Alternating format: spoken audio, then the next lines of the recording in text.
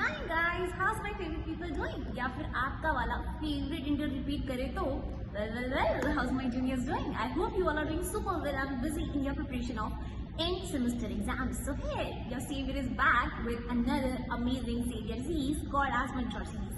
तो यार इसमें हम आपको यूनिट वाइज वन शॉट दे रहे होंगे, जिसमें हर एक यूनिट के topic wise questions with concept आपको करवाए जा रहे होंगे। डोंट वरी अगर आपकी रिवीजन का टाइम चल रहा है या फिर आप अभी पढ़ना ही स्टार्ट करो, जैसे बाकी सारे बच्चे मेरे जैसे होंगे जो भी पढ़ना स्टार्ट कर रहे होंगे, बिकॉज अभी तक तो हम इवेंट्स में, हैकाथॉन्स में, मीटअप्स में जाने में बिजी थे और भी टाइम मिला है पढ़ने का। तो लास्ट के 3 से 4 दिनों में, इवन दो अगर आप रात को बैठ के भी देख रहे हो ना, तब भी ये बेस्ट वन शॉट प्रूव हो सकती है आपके लिए। और राइट, तो what we will be doing is आपको हर एक कॉन्सेप्ट उसके साथ क्वेश्चंस एसोसिएटेड करवाए जा रहे होंगे। तो ये बहुत अच्छी चीज़ है। आपको करना क्या है, जस्ट लिख लिख के प्रैक्टिस करनी है। अगर आपको नोट्स चाहिए तो डिस्क्रिप्शन में ही व्हाट्सएप ग्रुप का लिंक होगा, जो आप आराम से ज्वाइन कर सकते हो। व्हाट्सएप ग्रुप में आपको नोट्स मिल रहे होंगे, आपको मेंटर्स मिल रहे होंगे, जिसने भी पढ़ाया है वो ट्विटर भी मिल रहा होगा। ऑल्सो एक बहुत अच्छी कम्युनिटी मिल रही होगी जिससे आप अपने डाउट्स क्लियर कर सकते हो। तो नोट्स हो गए, मेंटर से डाउट डिस्कशन हो गई, ट्विटर से आप पर्टिकुलर कॉन्सेप्ट भी पूछ सकते हो कि यहाँ पे आप क्या बताना चाह रहे थे, अगर नहीं समझ में आया है।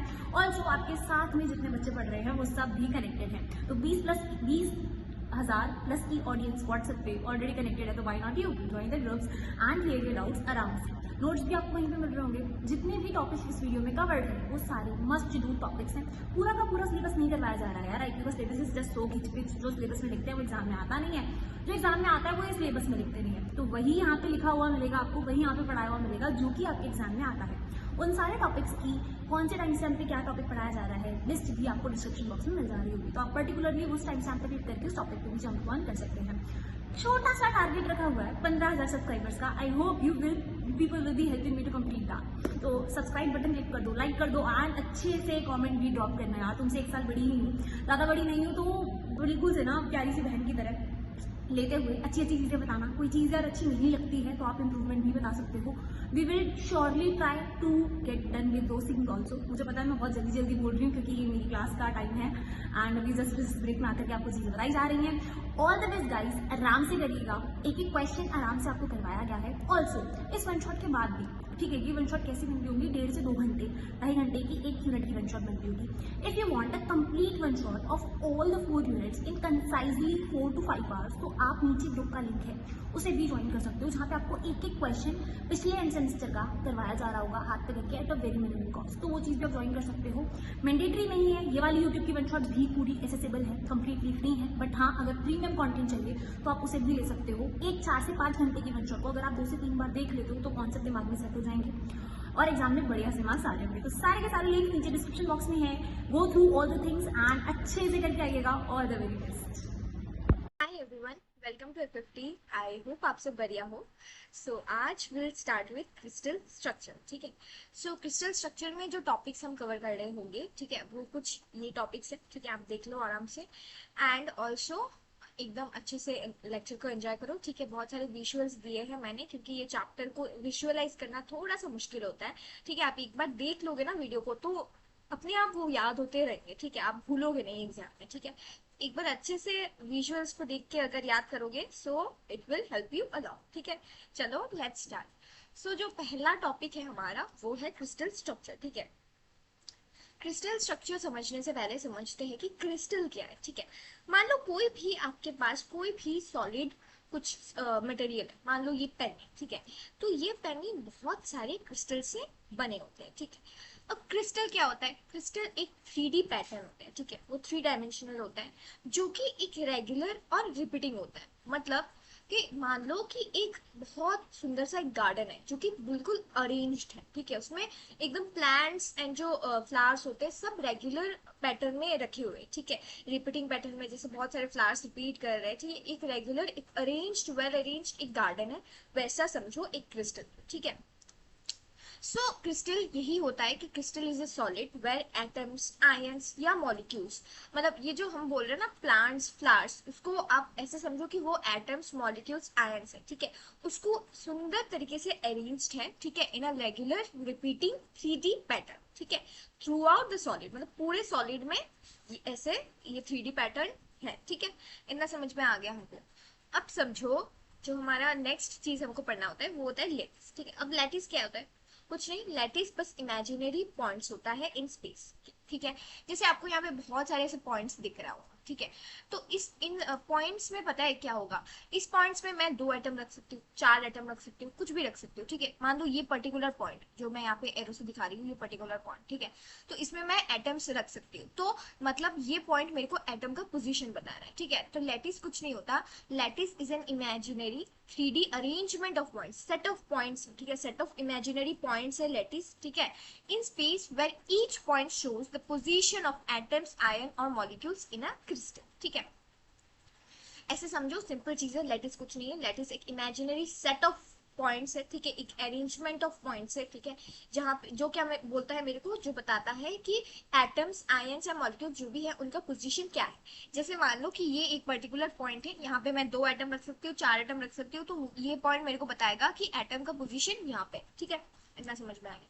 अब बेसिस क्या होता है, ठीक है, और एक चीज, 3 चीज हमको पढ़ना होता है, क्रिस्टल, लैटिस और बेसिस, ठीक है। अब बेसिस क्या होता है, a basis is a group of atoms associated with each lattice point in a crystal structure. समझ में नहीं आया, ठीक है, देखते एक एग्जांपल से देखते हैं, ठीक है। यहाँ पे मान लो यू हैव अ फ्लावर, ठीक है, एक फ्लावर है, एंड ये जो डॉट्स है ना, इनको पॉट्स समझो, ये क्या है, ये पॉट्स है, ठीक है, फ्लावर पॉट्स होते हैं ना। अब इस फ्लावर को मेरे को हर एक पॉट में रखना है, इसी फ्लावर को, इस फ्लावर को उठा के मैं इस पॉट में रख रही हूँ, इसको फिर मैं इस पॉट में रख रही हूँ, ऐसे करके मैंने हर पॉट में इस फ्लावर को एक एक बार रख दिया, ठीक है। तो आपको दिख रहा होगा कि इस पॉट में ये फ्लावर आ गया तो ये बन गया, फिर इस पॉट में ये फ्लावर आ गया तो ये बन गया, ठीक है, एंड ऑल। तो यही होता है हमारा बेसिस, मतलब ये जो हमारा लेटिस है, ठीक है, ये लेटिस पॉइंट्स है, इस पॉइंट में मैं कितना फ्लावर रखूंगी, या फिर फ्लावर को अगर हम केमिस्ट्री के टर्म्स में समझे कि ये कोई एटम है, मान लो एक एटम को मैं एक पॉइंट पे रख रही हूँ, तो ये पॉइंट मेरा फ्लावर से वो हो गया, ठीक है, फिलअप हो गया, ठीक है। तो ये जो अरेंजमेंट बना, इसको हम लोग बोलते हैं क्रिस्टल, ठीक है। अब इसको अगर इस एग्जाम्पल से समझे, तो मान लो ये 1 एटम है, ये कितना है, 1 एटम, ठीक है। तो ये मेरा हो जाएगा बेसिस। बेसिस कुछ नहीं होता, जितने ग्रुप ऑफ एटम्स मैं यहाँ पे रख रही हूँ, इस पॉइंट को, इस जो एटम है इसको मैं इस पॉइंट में डालूंगी, फिर इस पॉइंट में डालूंगी, फिर इस पॉइंट में डालूंगी, एंड सो ऑन, ठीक है। तो ये अभी जो बना डालने के बाद, ये प्लस होने के बाद जो मेरा बना, वो मेरा क्रिस्टल स्ट्रक्चर है। अब जरूरी नहीं कि एक ही एटम हो सकता है कि 2 हो, जैसे इस वाले फिगर में आपको दिख रहा होगा, ठीक है, यहाँ पे 2 है, मतलब यहाँ पे बेसिस 2 है, मतलब यहाँ पे 2 एटम है जो कि एक आपका लेटिस पॉइंट को भर रहा होगा, जैसे ये दोनों ही, ठीक है, जैसे कि ये दोनों ही क्या करेगा, ये इस पॉइंट में आएगा, तो ध्यान से देखो, ये बन गया, ठीक है, ये बन गया। सिमिलरली ये दोनों अगर इस पॉइंट में आया तो ये बन गया, ठीक है, आपको दिख रहा होगा ना, हर एक पॉइंट में 2 एटम जगह ले रहे हैं, ठीक है। तो ये हमारा हो गया बेसिस, ये हमारे पॉइंट्स हो गए लेटिस, और लेटिस प्लस बेसिस हो जाता है, जो हमारा बनता है, जो रिजल्टेंट अरेंजमेंट जो बनता है, वो हमारा होता है crystal structure. I hope it is very clear, ठीक है। जो अगला टॉपिक है वो है हमारा टाइप्स ऑफ सॉलिड्स, ठीक है। तो ध्यान से समझो कि आपके आसपास में बहुत सारे सॉलिड मटेरियल्स आप दिख रहे होंगे, जैसे कि मान लो ये बोर्ड है, ठीक है, ये आपको दिख रहा होगा, तो ये देखो ध्यान से, तो ये एक डेफिनेट शेप का है, रिजिड है, ये डेफिनेट शेप का हमको दिख रहा है। पर यही पार्ट जो मटेरियल है, वो अंदर बहुत सारे पार्टिकल से बने होते हैं, हमको पता है, कोई भी सॉलिड मटेरियल अंदर बहुत सारे पार्टिकल्स, एटम्स, मॉलिक्यूल से बने होते हैं, ठीक है। तो वो जो पार्टिकल्स है, उनका अरेंजमेंट क्या ऐसे ही डेफिनेट होगा, नहीं। ये अंदर में जो घोल चलता है ना, मतलब अंदर में जो पार्टिकल्स है, उनका जो अरेंजमेंट है या फिर उनका जो शेप है, उसको समझने के लिए 2 तरीके के सॉलिड्स होते हैं, मतलब उस बेसिस पे 2 तरीके के सॉलिड्स होते हैं, क्या, एक होता है हमारा एमोर्फस सॉलिड्स, एक होता है हमारा क्रिस्टलाइन सॉलिड्स, ठीक है, आपने पढ़ा है वैसे, पर फिर भी मैं समझाती हूँ, ठीक है। ध्यान से देखो, क्रिस्टलाइन सॉलिड्स में क्या होता है, ये जो हमारा पार्टिकल्स का अरेंजमेंट है, ध्यान से देखो, ये जो चीज है वो चीज रिपीट कर रहा है, ठीक है, मतलब एक रेगुलर पैटर्न आपको दिख रहा है, एक फिक्स्ड पैटर्न, एक शेप जैसा, एक फिक्स्ड शेप जैसा आपको दिख रहा है, एक रिपीटिंग एक पैटर्न बनता हुआ दिख रहा है, ठीक है। तो ऐसे जो पार्टिकल्स का अरेंजमेंट होता है जिन सॉलिड्स में, उनको हम लोग बोलते हैं क्रिस्टलाइन सॉलिड्स, ठीक है। एंड इसमें देखो, जो पार्टिकल्स का अरेंजमेंट है वो बहुत ज्यादा रैंडम है, मतलब कोई डेफिनेट शेप नहीं है, कुछ एक रेगुलरिटी नहीं है, कुछ फिक्स्ड चीजें नहीं है, एकदम रैंडमली अरेंज्ड है। तो इस अरेंजमेंट ऑफ पार्टिकल्स जिन सॉलिड्स में होते हैं, उनको हम बोलते हैं अमॉर्फस सॉलिड्स। सिंपल है। क्रिस्टलाइन मतलब जो पार्टिकल्स जो सॉलिड है वो जिस पार्टिकल से मेड अप है, ठीक है, वो पार्टिकल्स का अरेंजमेंट कैसा है, एकदम रेगुलर है, फिक्स्ड है, रिपीटिंग है, ठीक है, उसको हम लोग बोल देते हैं क्रिस्टलाइन सॉलिड्स, ठीक है। और एमोर्फस सॉलिड्स वो सॉलिड्स होते हैं जिसके जो पार्टिकल्स है जिससे वो सॉलिड बना हुआ है, ठीक है, वो पार्टिकल्स का अरेंजमेंट क्या होता है, बहुत ज्यादा रैंडम होता है, ठीक है, बहुत ज्यादा लाइक कोई डेफिनेट शेप नहीं है, ठीक है, एकदम रैंडम ऑर्डर में वो लोग अरेंज्ड, ठीक है, उसको हम लोग बोल देते हैं अमॉर्फस सॉलिड्स। तो solids in which particles are arranged in fixed repeating and regular pattern are crystalline, and solids in which particles are arranged in an irregular and random manner are called amorphous, ठीक है। ये कुछ उनके differences है, पूछे जाते हैं कभी कभी, अच्छे से आप पढ़ लो, ठीक है। अबाउट मेल्टिंग पॉइंट है कि किसका कैसा मेल्टिंग पॉइंट है, कौन अच्छा कंडक्टर है, कौन पुअर कंडक्टर है, ये कुछ प्रॉपर्टीज है, ये आप पढ़ लेना, पूछा जाता है, ठीक है। आ जाता है हमारा टाइप्स ऑफ क्रिस्टल्स, ठीक है। अब क्रिस्टल्स का जो टाइप्स है, ठीक है, वो आयनिक हो सकता है, कोवलेंट हो सकता है, मेटेलिक हो सकता है, मॉलिक्यूलर हो सकता है। कैसे, हमने ये बॉन्ड्स के बारे में तो पढ़ा ही हुआ है, ठीक है। जैसे आयनिक है, ठीक है, उसमें इलेक्ट्रोस्टैटिक बॉन्ड होता है, आयंस होते हैं प्लस एंड माइनस, जैसे कि मान लो NaCl है, हाँ, तो हमको पता है कि आयनिक बॉन्ड में क्या होता है, उसमें transfer complete transfer of electrons होता है। अब दूसरा जो होता है वो होता है कोवलेंट। कोवलेंट में क्या होता है, शेयरिंग होता है, दो एटम्स के बीच में इलेक्ट्रॉन्स शेयर हो रहे होते हैं, ठीक है, उसमें कंप्लीट ट्रांसफर नहीं होता, उसमें शेयरिंग होता है, इसलिए वो थोड़ा सा वीकर बॉन्ड है as compare to ionic. And तीसरा होता है आपका मेटेलिक, जो कि मेटल मेटल के बीच में जो बॉन्ड होता है, एंड आपका होता है मॉलिक्यूलर, जो मॉलिक्यूल्स के बीच में बॉन्ड होता है, ठीक है। चलो ये भी समझ में आ गया। अब एक चीज होता है आपका types of crystal systems, important है, ठीक है। अब इसको समझने के लिए सबसे पहले हम समझते हैं लैटिस पैरामीटर्स, ठीक है, वो क्या होता है, ध्यान से देखो, हाँ। तो ये एक यूनिट सेल है, यूनिट सेल क्या है हम आगे पढ़ेंगे, ठीक है, अच्छे से। अभी आपको बस जो मैं बोल रही हूँ लैटिस पैरामीटर वो समझो, ठीक है। वो क्या होता है, मान लो ये क्यूब है, ठीक है, अब इस क्यूब को ही हम लोग यूनिट सेल बोलते हैं, ठीक है, हम लोग पढ़ेंगे। अब समझो कि ये जो यूनिट सेल है उसके कुछ साइड्स होते हैं, ठीक है, ये आपको कुछ साइड्स दिख रहे होंगे, ठीक है, इस साइड्स का जो वैल्यू है वो A B C आपको दिख रहा होगा, ठीक है। सिमिलरली इनके बीच का कुछ एंगल्स है, ठीक है। तो ये जो पैरामीटर्स होते हैं, ठीक है, एक लैटिस का, उसको हम लोग बोलते हैं लैटिस पैरामीटर्स। अब वो तीन तरीके का होता है, लैटिस एक्सिस, ठीक है, लैटिस एक्सिस तो आपको दिख रहा होगा, X axis, Z axis, Y axis, ठीक है। प्रिमिटिव्स और इंटरसेप्ट्स, इंटरसेप्ट्स का मतलब, ठीक है, अच्छे से समझते हैं, देखो ये जो हमारा यूनिट सेल है या फिर ये जो क्यूब है, ठीक है, ये एक्स एक्सिस को कहाँ पे कट कर रहा है, तो ध्यान से देखो, यहाँ पे एक्स एक्सिस को कट कर रहा है, ठीक है, एक्स एक्सिस को, ठीक है, तो इस पॉइंट पे कट कर रहा है। तो यहाँ से ओरिजिन से इस पॉइंट का जो डिस्टेंस होगा, जैसे कि ए है, तो ये मेरा हो जाएगा एक्स इंटरसेप्ट, ठीक है। सिमिलरली वाई इंटरसेप्ट क्या होगा, ठीक है, ये जो क्यूब है या फिर जो यूनिट सेल है वो कहाँ पे कट कर रहा है, यहाँ पे, ठीक है। तो यहाँ से ओरिजिन का जो डिस्टेंस, ओरिजिन से यहाँ का जो डिस्टेंस हो जाएगा, जैसे कि इस केस में बी है, तो ये मेरा हो जाएगा वाई इंटरसेप्ट। सिमिलरली जो जेड एक्सिस है उसको कहाँ पे कट कर रहा है, इधर, ठीक है। तो फिर मेरा जो ये वाला डिस्टेंस हो जाएगा from origin to this point, ये मेरा हो जाएगा जेड इंटरसेप्ट, ठीक है। इंटरसेप्ट एकदम क्लियर हो गया, ठीक है। जो तीसरा चीज होता है वो होता है इंटरएक्सियल एक्सिस, ठीक है, वो क्या होता है, ध्यान से देखो इस फिगर में, ठीक है, यहाँ पे आपको दिख रहा होगा ये z एक्सिस और y एक्सिस, ये वाला जो C और B इंटरसेप्ट है, इन दोनों लाइन के बीच में जो एंगल है वो मेरा क्या है, अल्फा, ठीक है। एंड सिमिलरली जो z और x एक्सिस के बीच का जो एंगल है ये आपको दिख रहा होगा, ये आपका क्या है, ये है बीटा, ठीक। एंड जो x और y एक्सिस के बीच में जो एंगल है वो क्या है, गामा, ठीक है। तो हमको ये पैरामीटर्स अच्छे से विजुअलाइज हो गया, हमको अच्छे से समझ में आ गया, ठीक है। चलो ये भी हो गया। अब ये जो पैरामीटर्स है उनको अगर डिफरेंट डिफरेंट वैल्यूज देते, अगर उनको वेरी करते, जैसे कभी A इक्वल टू बी हो गया, A equal to b equal to c हो गया, कभी हुआ कि A not equal to b not equal to c हो गया, अल्फा इक्वल टू गामा हो गया, मतलब ऐसे अगर हम लोग डिफरेंट डिफरेंट पैरामीटर्स को अगर वेरी करें तो हमारे कुछ क्रिस्टल सिस्टम्स बनते हैं, ठीक है।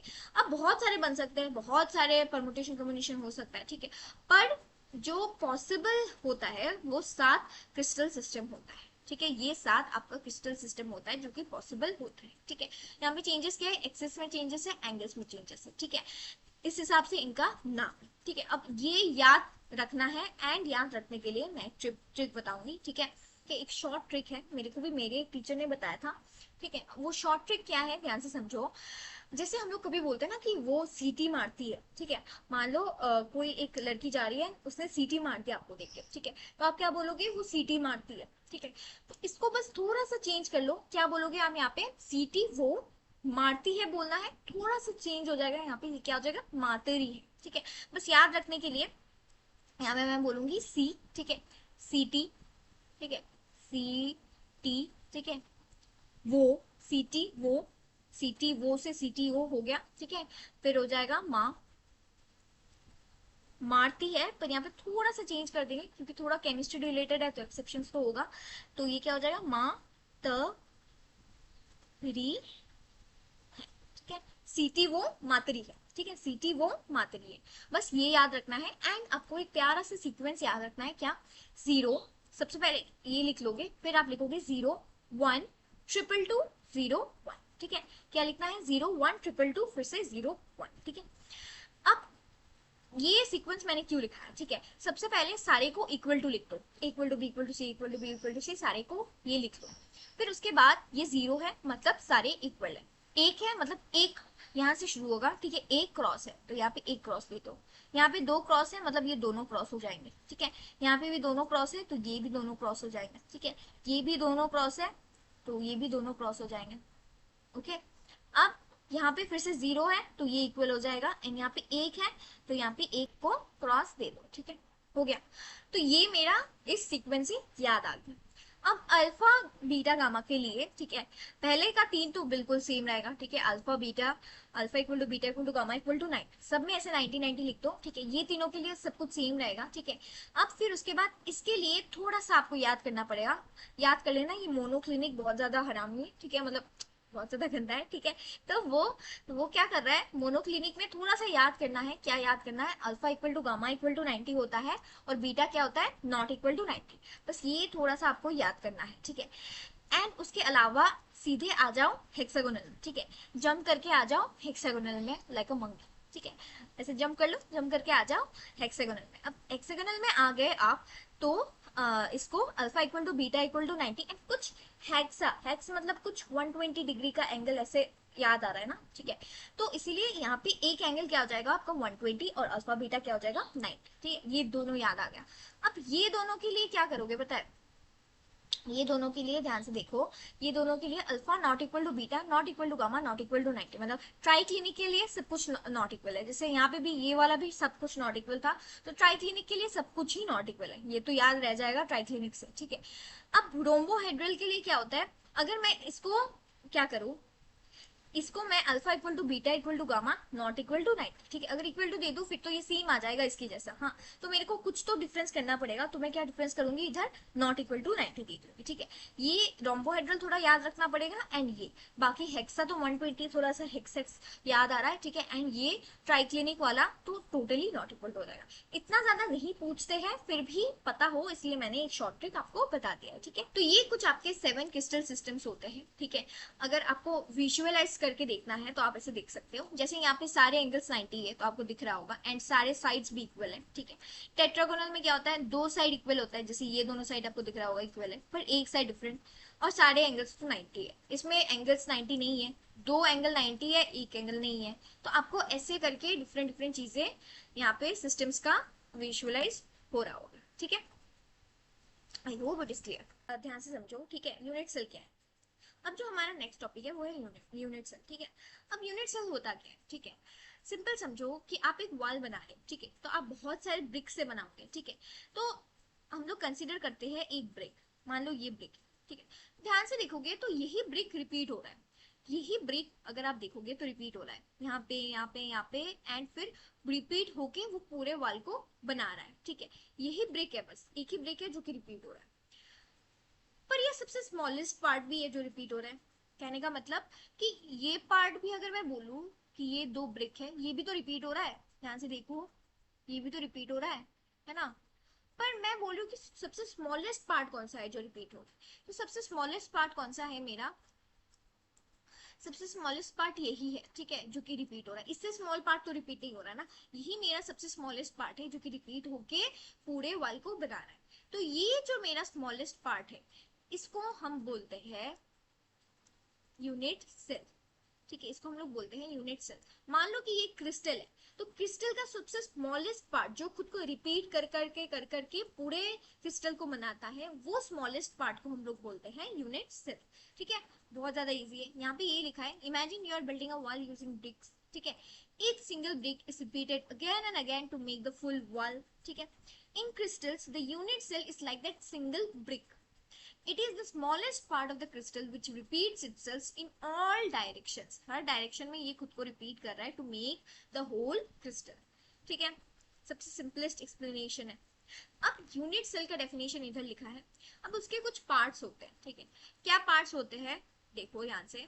हाँ, यहाँ पे देखो एक चीज, हमने जो लैटिस पढ़ा था ना, ये जो पॉइंट्स हमने पढ़ा था, ये क्या थे, ये लैटिस पॉइंट्स थे। लैटिस पॉइंट्स के ऊपर हम लोग एटम्स को रख रहे थे। ठीक है, तो ये जो हमारे पॉइंट्स हो गए सारे कॉर्नर्स वाले, वो क्या है, वो हमारे लैटिस पॉइंट्स है, उसमें हमने एटम्स को रखा है। ठीक है, अब ये जो मेरा एक स्ट्रक्चर है, ये क्या है, ये मेरा एक यूनिट सेल है। ठीक है, एक तो नहीं होता, यही सेम पैटर्न, मतलब यही जो बॉक्स है वो खुद को रिपीट कर रहा है। जैसे यहाँ पे देखो, ये जो बॉक्स है वो खुद को ऐसे ऐसे करके रिपीट कर रहा है, पूरी इसी डायरेक्शन में, उस डायरेक्शन में, इस डायरेक्शन में। तो ये मेरा सबसे स्मॉलेस्ट यूनिट है जो खुद को रिपीट कर रहा है, तो ये मेरा क्या हो गया, यूनिट सेल हो गया। ठीक है, अब यूनिट सेल के क्या पार्ट्स होते हैं, देखो यूनिट सेल के कुछ कॉर्नर्स होते हैं। ठीक है, ये जो हमारे एटम जहाँ पे प्लेस्ड है, ये हमारे कॉर्नर्स है। ठीक है, फिर क्या होता है, आपका एजेस होता है। ठीक है, एजेस क्या होता है, दो एटम्स को जोड़ने वाला जो लाइन होता है, वो मेरा एजेस हो गया। ठीक है, ऐसे बहुत सारे एजेस है यहाँ पे।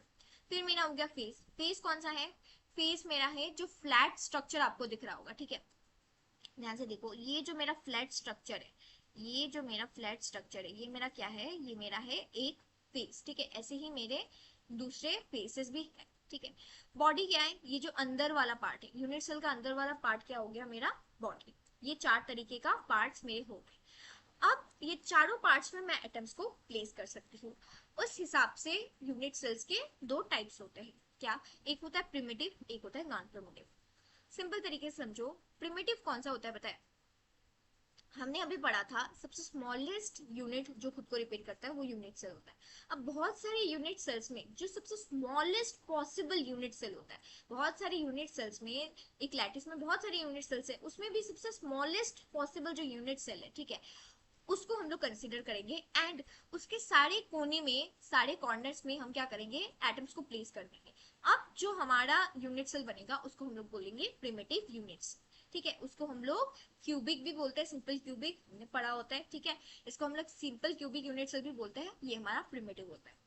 अब नॉन प्रिमिटिव कौन सा है, प्रिमिटिव कौन सा है, ठीक है, जो प्रिमिटिव नहीं है वो नॉन प्रिमिटिव है। मतलब कि जो यूनिट सेल, ठीक है, उसके कॉर्नर्स पे तो एटम्स है ही है, ठीक है, साथ ही में उसके बॉडी में या उसके फेस में या उसके एज में कहीं और भी एटम्स प्रेजेंट है, तो उसको हम लोग बोल देंगे कि वो नॉन प्रिमिटिव है। ठीक है, तो इसका डेफिनेशन यही है कि प्रिमिटिव सेल वो होता है जो सबसे स्मॉलेस्ट पॉसिबल यूनिट सेल होता है एंड उसके कॉर्नर्स पे एटम्स प्लेस्ड होते हैं।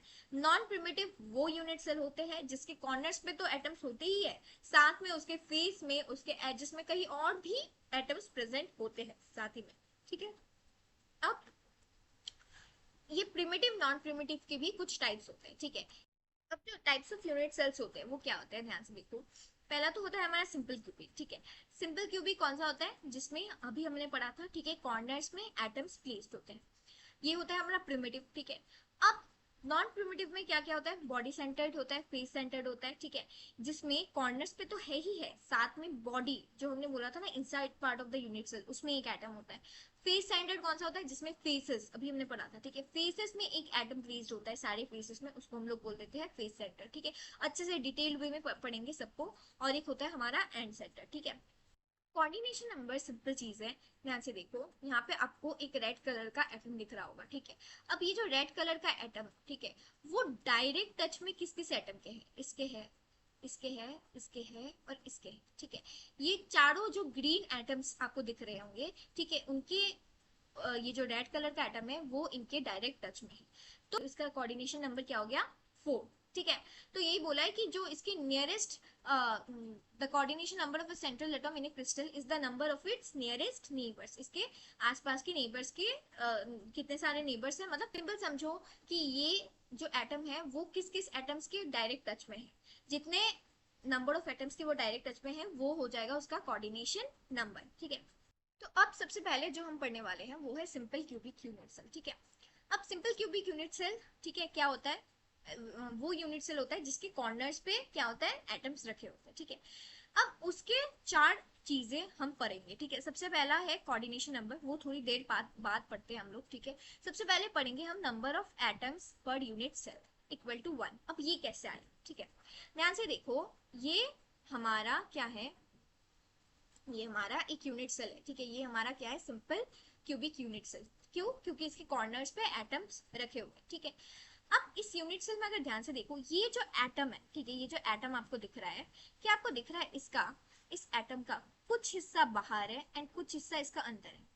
असल में तो अभी आपको दिख रहा होगा कि ये बहुत दूर दूर है, असल में ऐसा नहीं होता, असल में ऐसा होता है, ठीक है। असल में ये बहुत बड़े बड़े होते हैं, ये बस रिप्रेजेंटेशन के लिए एक रॉड जैसा बनाया है, वो एक्चुअली में आपको बॉन्ड समझाता है, ठीक है, दोनों के बीच में। तो अभी जो मेरा पॉइंट था कि ये जो एटम है उसका कुछ हिस्सा बाहर है, कुछ हिस्सा इसका अंदर है, ठीक है। सिमिलरली इसका भी कुछ हिस्सा अंदर है, कुछ हिस्सा बाहर है, ठीक है। सिमिलरली इसका भी कुछ हिस्सा अंदर है, कुछ हिस्सा बाहर है, क्योंकि सारे एटम्स आइडेंटिकल है। तो मान लो कि इसका एक्स हिस्सा अंदर है, तो इसका भी एक्स हिस्सा अंदर होगा। सिमिलरली इसका भी एक्स हिस्सा अंदर होगा, इसका भी एक्स हिस्सा अंदर होगा, इसका भी एक्स, इसका भी एक्स, इसका भी एक्स, इसका भी एक्स, ठीक है। एक्स हिस्सा इन सबका अंदर अंदर होगा। अब अंदर ये आटो एक्स हिस्सा मिला के अंदर मेरे को बोलेंगे कि यूनिट सेल के अंदर कितने एटम्स है, ठीक है। जैसे यहाँ पे एक्स है, मतलब आटो एक्स मिला के मेरे को बताएंगे कि अंदर कितने एटम्स है, मतलब यूनिट सेल के अंदर कितने एटम्स है। तो यही मेरे को निकालना है number of atoms per unit cell, ठीक है। तो इक्वल टू 1 कैसे आता है, इसके लिए हमको एक्स निकालना है। अब एक्स का जो वैल्यू होता है ना, वो कितना होता है पता है, 1/8। अब आप बोलोगे 1/8 कैसे आया, ठीक है। अब ध्यान से देखो, अगर मैं 8 इंटू 1/8 करूँ तो मेरा 1 आ जा रहा है ना, ठीक है। अब ये 1/8 आता कैसे, ठीक है। तो ध्यान से इस चीज को देखो, इस एनिमेशन को देखो, ठीक है, क्लियर हो जाएगा आपका। इनको देखो, ठीक है। यहाँ पे आपको दिख रहा होगा कि ये जो मेरा एटम का 1/8 हिस्सा है वो अंदर है और 7/8 हिस्सा बाहर है, ठीक है। ये 1/8 हिस्से को, इसको आप क्या करो, एक रूम के, मान लो आप एक रूम में खड़े हो, ठीक है। आपके ठीक सामने आप एक रूम इमेजिन करो, आपके ठीक साइड में एक रूम इमेजिन करो, ठीक आपके डायगोनल में एक रूम आप इमेजिन करो। 4 रूम हो गए, ठीक है। अब 4 रूम के फ्लोर को इमेजिन करो और उसमें एक एटम रख दो। मतलब ठीक जो बीच का, जैसे ये हो गया ना आपका चारों रूम, ठीक है। चारों रूम का एक कॉमन पॉइंट होगा ना, उस कॉमन वाल जो है, कॉमन जो एज है, ऐसा कुछ एज आएगा, ठीक है। एज में इस एटम को रख दो, ठीक है। तो ये एटम क्या करेगा, फ्लोर को टच कर रहा होगा चारों के, ठीक है। और जो नीचे का आपका कमरा है, नीचे के, मान लो आप कोई फ्लैट अपार्टमेंट में रहते हो तो नीचे का भी फ्लोर्स होगा, उसके सीलिंग को, नीचे नीचे नीचे का जो रूम है उसको सीलिंग को टच कर रहा होगा। तो ऊपर के 4 को टच कर रहा है, नीचे के 4 को टच कर रहा है, ठीक है। तो टोटल 8 जगह को वो टच कर रहा है, तो उसका एक रूम का हिस्सा कितना हो जाए, 1/8, है ना। तो ऐसे हम इसको विजुअलाइज कर सकते हैं, ठीक है। तो यही होता है कि आपका जो देखो, आपका जो 1/8 हिस्सा है वो अंदर होता है, 7/8 हिस्सा बाहर होता है, ठीक है। सिमिलरली ये एक एटम के लिए, ऐसे 8 एटम के लिए होता है, ठीक है। 8 एटम क्योंकि आइडेंटिकल है, तो आठों के लिए मैंने बोल दिया कि 8 इंटू 1/8 मेरा हो जाएगा, मेरे यूनिट सेल के अंदर कितने एटम्स है। तो वो आया कि नंबर ऑफ एटम्स एक यूनिट सेल के अंदर कितना आ गया, मेरा 1 आ गया, ठीक है। अब जो अगला चीज है वो है पैकिंग एफिशिएंसी, ठीक है। अब पैकिंग एफिशिएंसी क्या होता है, समझो, ठीक है। सबसे पहले पैकिंग एफिशिएंसी समझने से पहले ये समझो, ये मेरे को एक रिलेशन निकालना है between the radius of that atom and the lattice parameter of that unit, मतलब ए, जैसे इसका साइड हो गया इसका ए, ठीक है। तो ए का बराबर देखो क्या होगा, ये मेरा पूरा लेंथ है ए, ठीक है, एंड ये मेरे दो रेडियस के बराबर है, इस रेडियस के इस रेडियस के, तो मैं बोल दूंगी a equal to 2r for simple cubic, ठीक है। सिंपल क्यूबिक के लिए ए इक्वल टू 2r, ये रिलेशन आ गया। Why is this relation important? To find out the atom packing factor, ठीक है।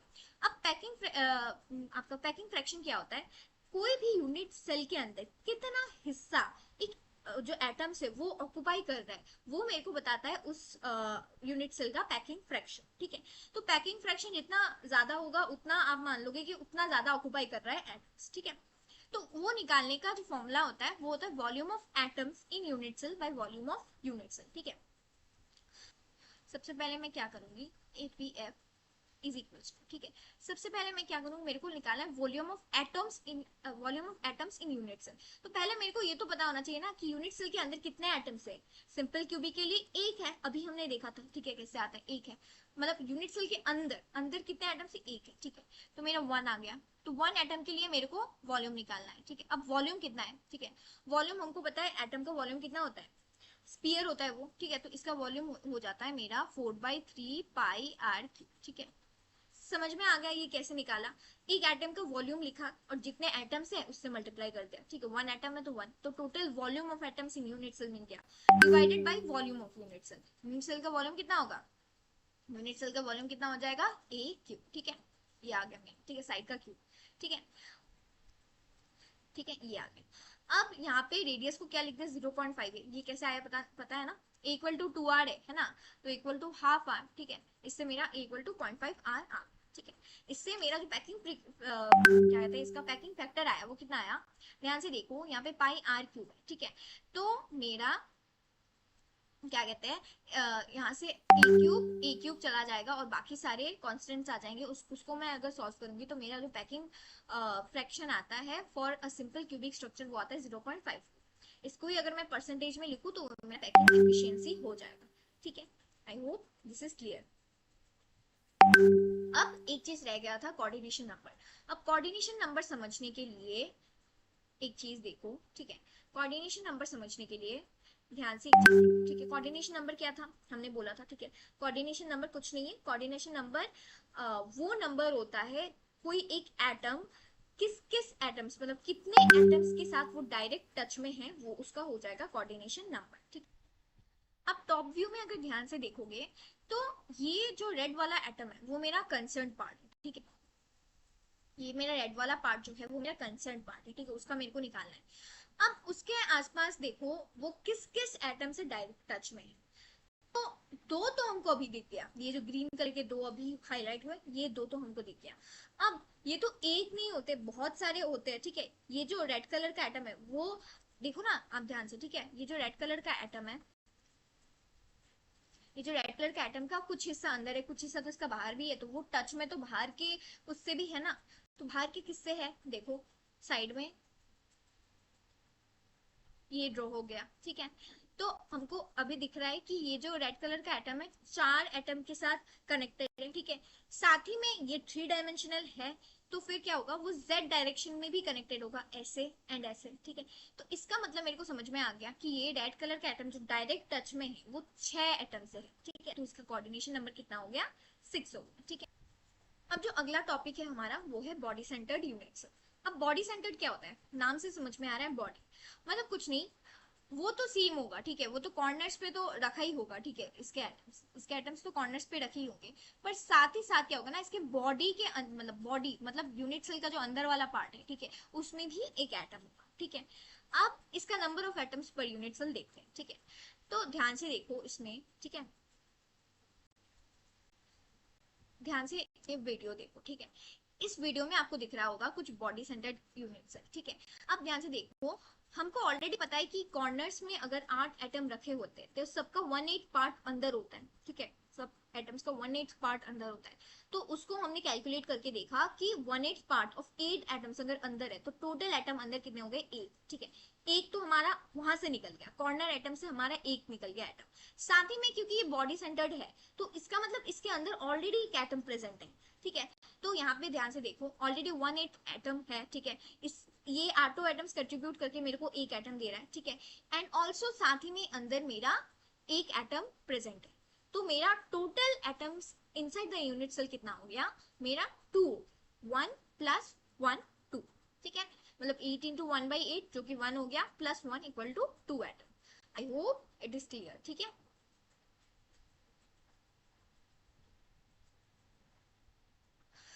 अब जो अगला चीज है उसका पैकिंग फ्रैक्शन निकालना। ठीक है, पैकिंग फ्रैक्शन इसके लिए जो equal to 2r last time आया था, ये नहीं आएगा यहाँ पे, ठीक है, क्योंकि यहाँ पे ध्यान से देखो, तो ये जो अभी ये जो लाइन है ये कौन सा है, यूनिट सेल में देखते हैं, ठीक है, ये कुछ नहीं, ये वाला पार्ट है, ठीक है, जो कि मान लो कि ये मेरा यहाँ पे एक एटम रखा है, यहाँ पे एक एटम रखा है, ये मेरा बॉडी सेंटर्ड है, तो यहाँ से यहाँ तक का जो पार्ट है ये वाला मेरा ये पार्ट, ठीक है, और ये बॉडी के अंदर है, ठीक है, ये अंदर है, मतलब ये फेस नहीं है, आपको समझ में आ रहा है ना, ये अंदर है, ठीक है, अंदर ठीक बीच में है ये चीज, ठीक है, ओके।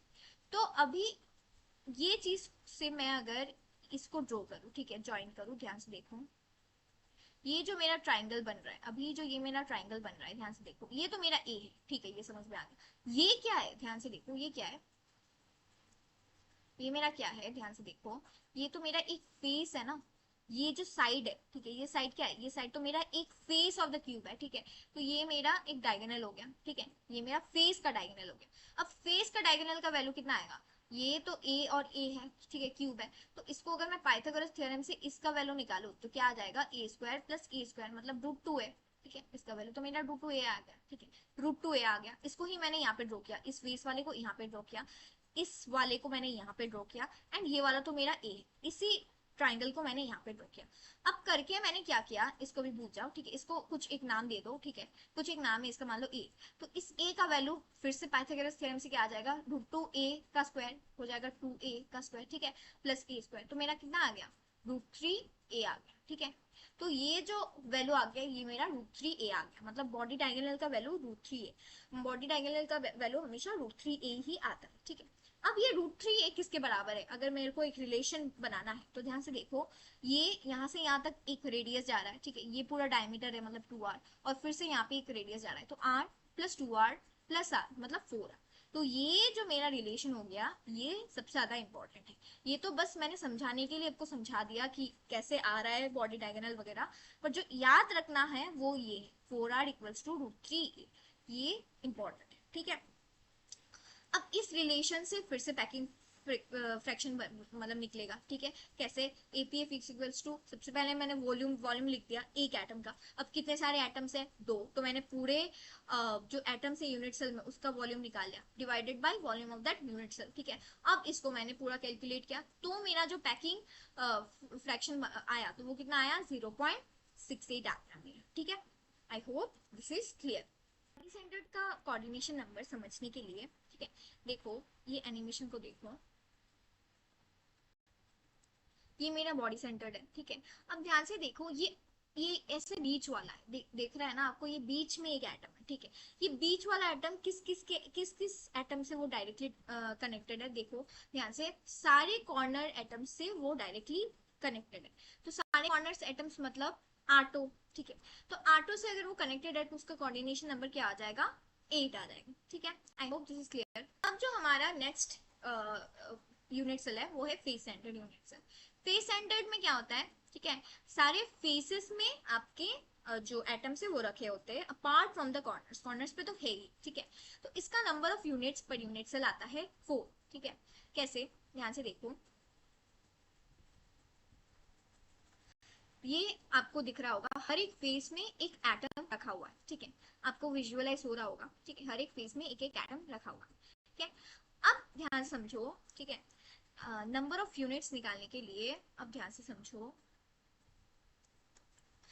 कॉर्नर्स का कंट्रीब्यूशन कितना है, 1/8 इंटू 8, ये तो हमने निकाल लिया था, 1 मतलब कॉर्नर्स है, इसका मतलब कि एक एटम अंदर तो है, उसके अलावा कितने होंगे, ठीक है, उसके अलावा हर एक फेस में, जैसे ये एक फेस है, ठीक है, मान लो ये एक फेस है मेरा, ठीक है, मान लो ये एक फेस है मेरा, ठीक है, एंड इस फेस को अगर मैं इस तरीके से देखूं, मान लो ये एक फेस है, ठीक है, इस फेस के इस हिस्से में एक है, आधा पार्ट है और अंदर इसका आधा पार्ट है, सिमिलरली इस फेस के अंदर थोड़ा आधा पार्ट है और बाहर आधा पार्ट है, ऐसे समझ में आ रहा है ना, इधर आधा पार्ट है इधर आधा पार्ट है, सिर्फ फेस का ये साइड व्यू देखो, ठीक है, इसका आधा पार्ट अंदर है आधा पार्ट बाहर, तो इसका कंट्रीब्यूशन कितना है, आधा है, ठीक है, ये ऊपर कॉर्नर में रखा हुआ नहीं है, ये अगर कॉर्नर में रखा होता तो 1/8 होता, ये कॉर्नर पे नहीं है, ये फेस पे, मतलब इसका आधा पार्ट बाहर है आधा पार्ट अंदर है, ठीक है, ये समझ में आ रहा है ना, आधा पार्ट अंदर है आधा पार्ट बाहर है, ठीक है, ये आधा पार्ट अंदर है आधा पार्ट बाहर है, ठीक है, तो इससे समझ में आ रहा है कि इसका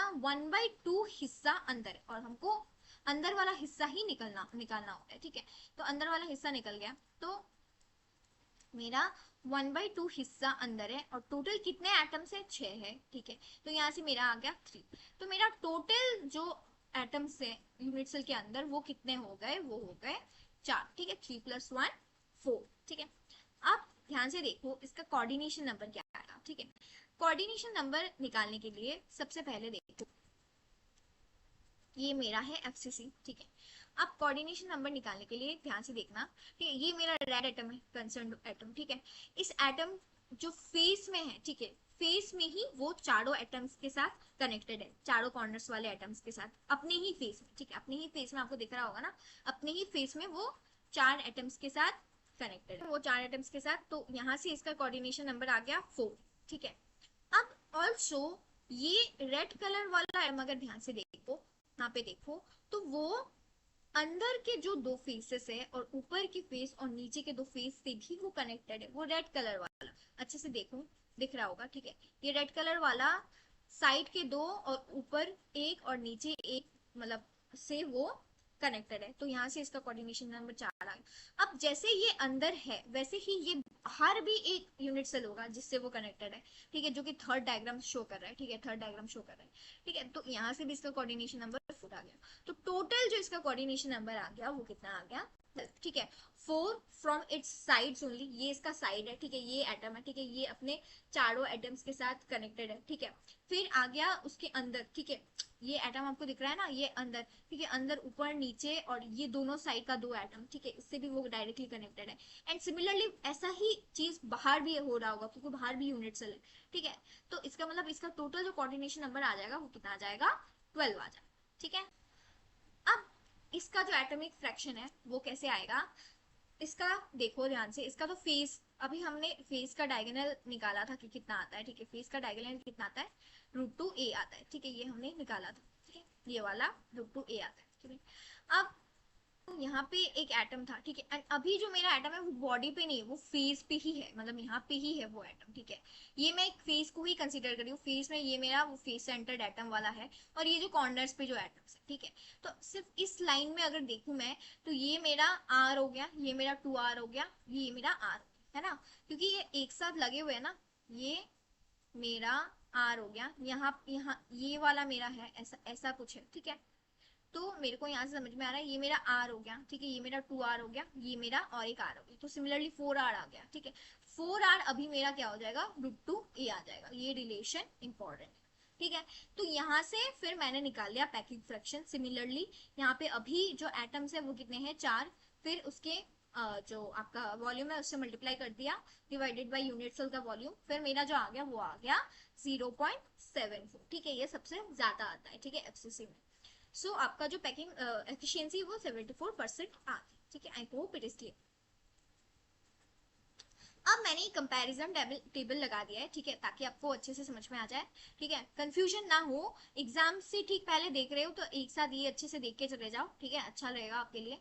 अच्छे से सारे प्रॉपर्टीज यहाँ पे मेंशन्ड है अच्छे से, ठीक है। यहाँ जैसे यहाँ पे प्रिमिटिव वाला ये है, ठीक है, फिर आपका बॉडी सेंटर्ड वाला ये अंदर वाला है, एंड सेंटर्ड ये 2 है, ठीक है, फिर फेस सेंटर्ड चारों फेस में है, ठीक है, मतलब 6 फेसेस में है, ठीक है। I hope it's clear. फिर आपका जो अगला चीज आ जाता है वो आपका आता है थियोरेटिकल डेंसिटी, ठीक है। तो डेंसिटी हमको पता है मास बाय वॉल्यूम होता है, ठीक है। तो यहाँ पे डेंसिटी निकालने का ये फॉर्मूला होता है, ठीक है, ये आपको याद रखना है ये फॉर्मूला, ठीक है। यहाँ पे n क्या है, n है number of atoms per unit cell. अभी जो हमने अलग अलग यूनिट सेल के लिए अलग अलग निकाला, ठीक है। a हमारा एटॉमिक वेट है, ठीक है। vc है हमारा वॉल्यूम ऑफ यूनिट सेल, जैसे a क्यूब है फॉर क्यूबिक, ठीक है।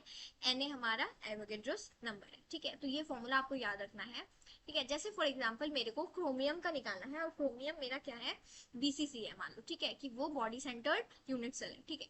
तो उसके लिए क्रोमियम के लिए जो मेरा एटॉमिक वेट है वो 52 आ जाएगा, ठीक है। रेडियस मेरा 0.25 आ जाएगा, ठीक है। फिर मेरा n जो आ जाएगा वो 2 आ जाएगा, ठीक है। अब जो रेडियस ऑफ क्रोमियम ये सब तो डेटा है, ठीक है। अब a मेरा क्या है, ठीक है, ये रिलेशन हमने अभी निकाला था, ठीक है। फॉर BCC क्या आता है, ठीक है, BCC के लिए हमने निकाला था ना ये वाला रिलेशन। तो मेरा जैसे हमने यहाँ पे BCC के लिए निकाला था 4r इक्वल टू √3a, ठीक है। तो सिमिलरली यहाँ पे ये चीज आ गया, ठीक है, यहाँ से ये चीज आ गया, a को निकाल लिया तो 4r/√3 हो गया, तो मेरा आंसर ये आ गया, ठीक है। तो यहाँ से अगर मैं डेटा को सब्सटीट्यूट करूंगी तो मेरा आंसर निकल के आ जाएगा। ऐसे क्वेश्चंस आ सकते हैं, ठीक है। लैटिस प्लेन्स क्या होता है, ध्यान से देखो, ठीक है। ध्यान से देखो, यहाँ पे आपको कुछ यूनिट सेल्स दिख रहा होगा, ठीक है। तो ये हमारा एक सेल है, ठीक है। इसमें अगर आप ध्यान से देखो कुछ लैटिस पॉइंट्स है, ठीक है, कौन से, जिसमें हमने क्या किए, एटम्स को प्लेस किए, एटम्स मॉलिक्यूल्स आयंस को। तो ये क्या हो गया, हमारे लैटिस पॉइंट्स हो गए। अब कोई भी एक प्लेन, ठीक है, कोई भी एक प्लेन जो कि ये लैटिस पॉइंट से पास कर रहा हो, जैसे ये प्लेन लैटिस पॉइंट्स, ये भी लैटिस पॉइंट है, ठीक है, ये भी लैटिस पॉइंट है। यहाँ पे सारे जो कॉर्नर्स के पॉइंट्स है वो क्या है, लैटिस पॉइंट्स है, ठीक है। तो कोई भी प्लेन जो कि लैटिस पॉइंट से पास कर रहा हो, ऐसे प्लेन को हम बोल देंगे lattice plane. Simple as that, ठीक है। अब लैटिस प्लेन को हम स्टडी करते हैं, क्यों? क्योंकि वो हमको अबाउट द क्रिस्टल स्ट्रक्चर, उसकी प्रॉपर्टीज के बारे में समझने के लिए हेल्प करता है, ठीक है। तो अब लैटिस प्लेन को डिस्क्राइब करने के लिए हम एक मैथमेटिकल रिप्रेजेंटेशन का यूज करते हैं, जो कि होता है मिलर इंडिसेस, ठीक है। तो मिलर इंडिसेस को हम कुछ ऐसे, जैसे मान लो आ गया हमारा 1 1 0, ठीक है, इसमें हम लोग कॉमास यूज नहीं करते, ठीक है, सीधे हम लोग लिखते हैं, ठीक है।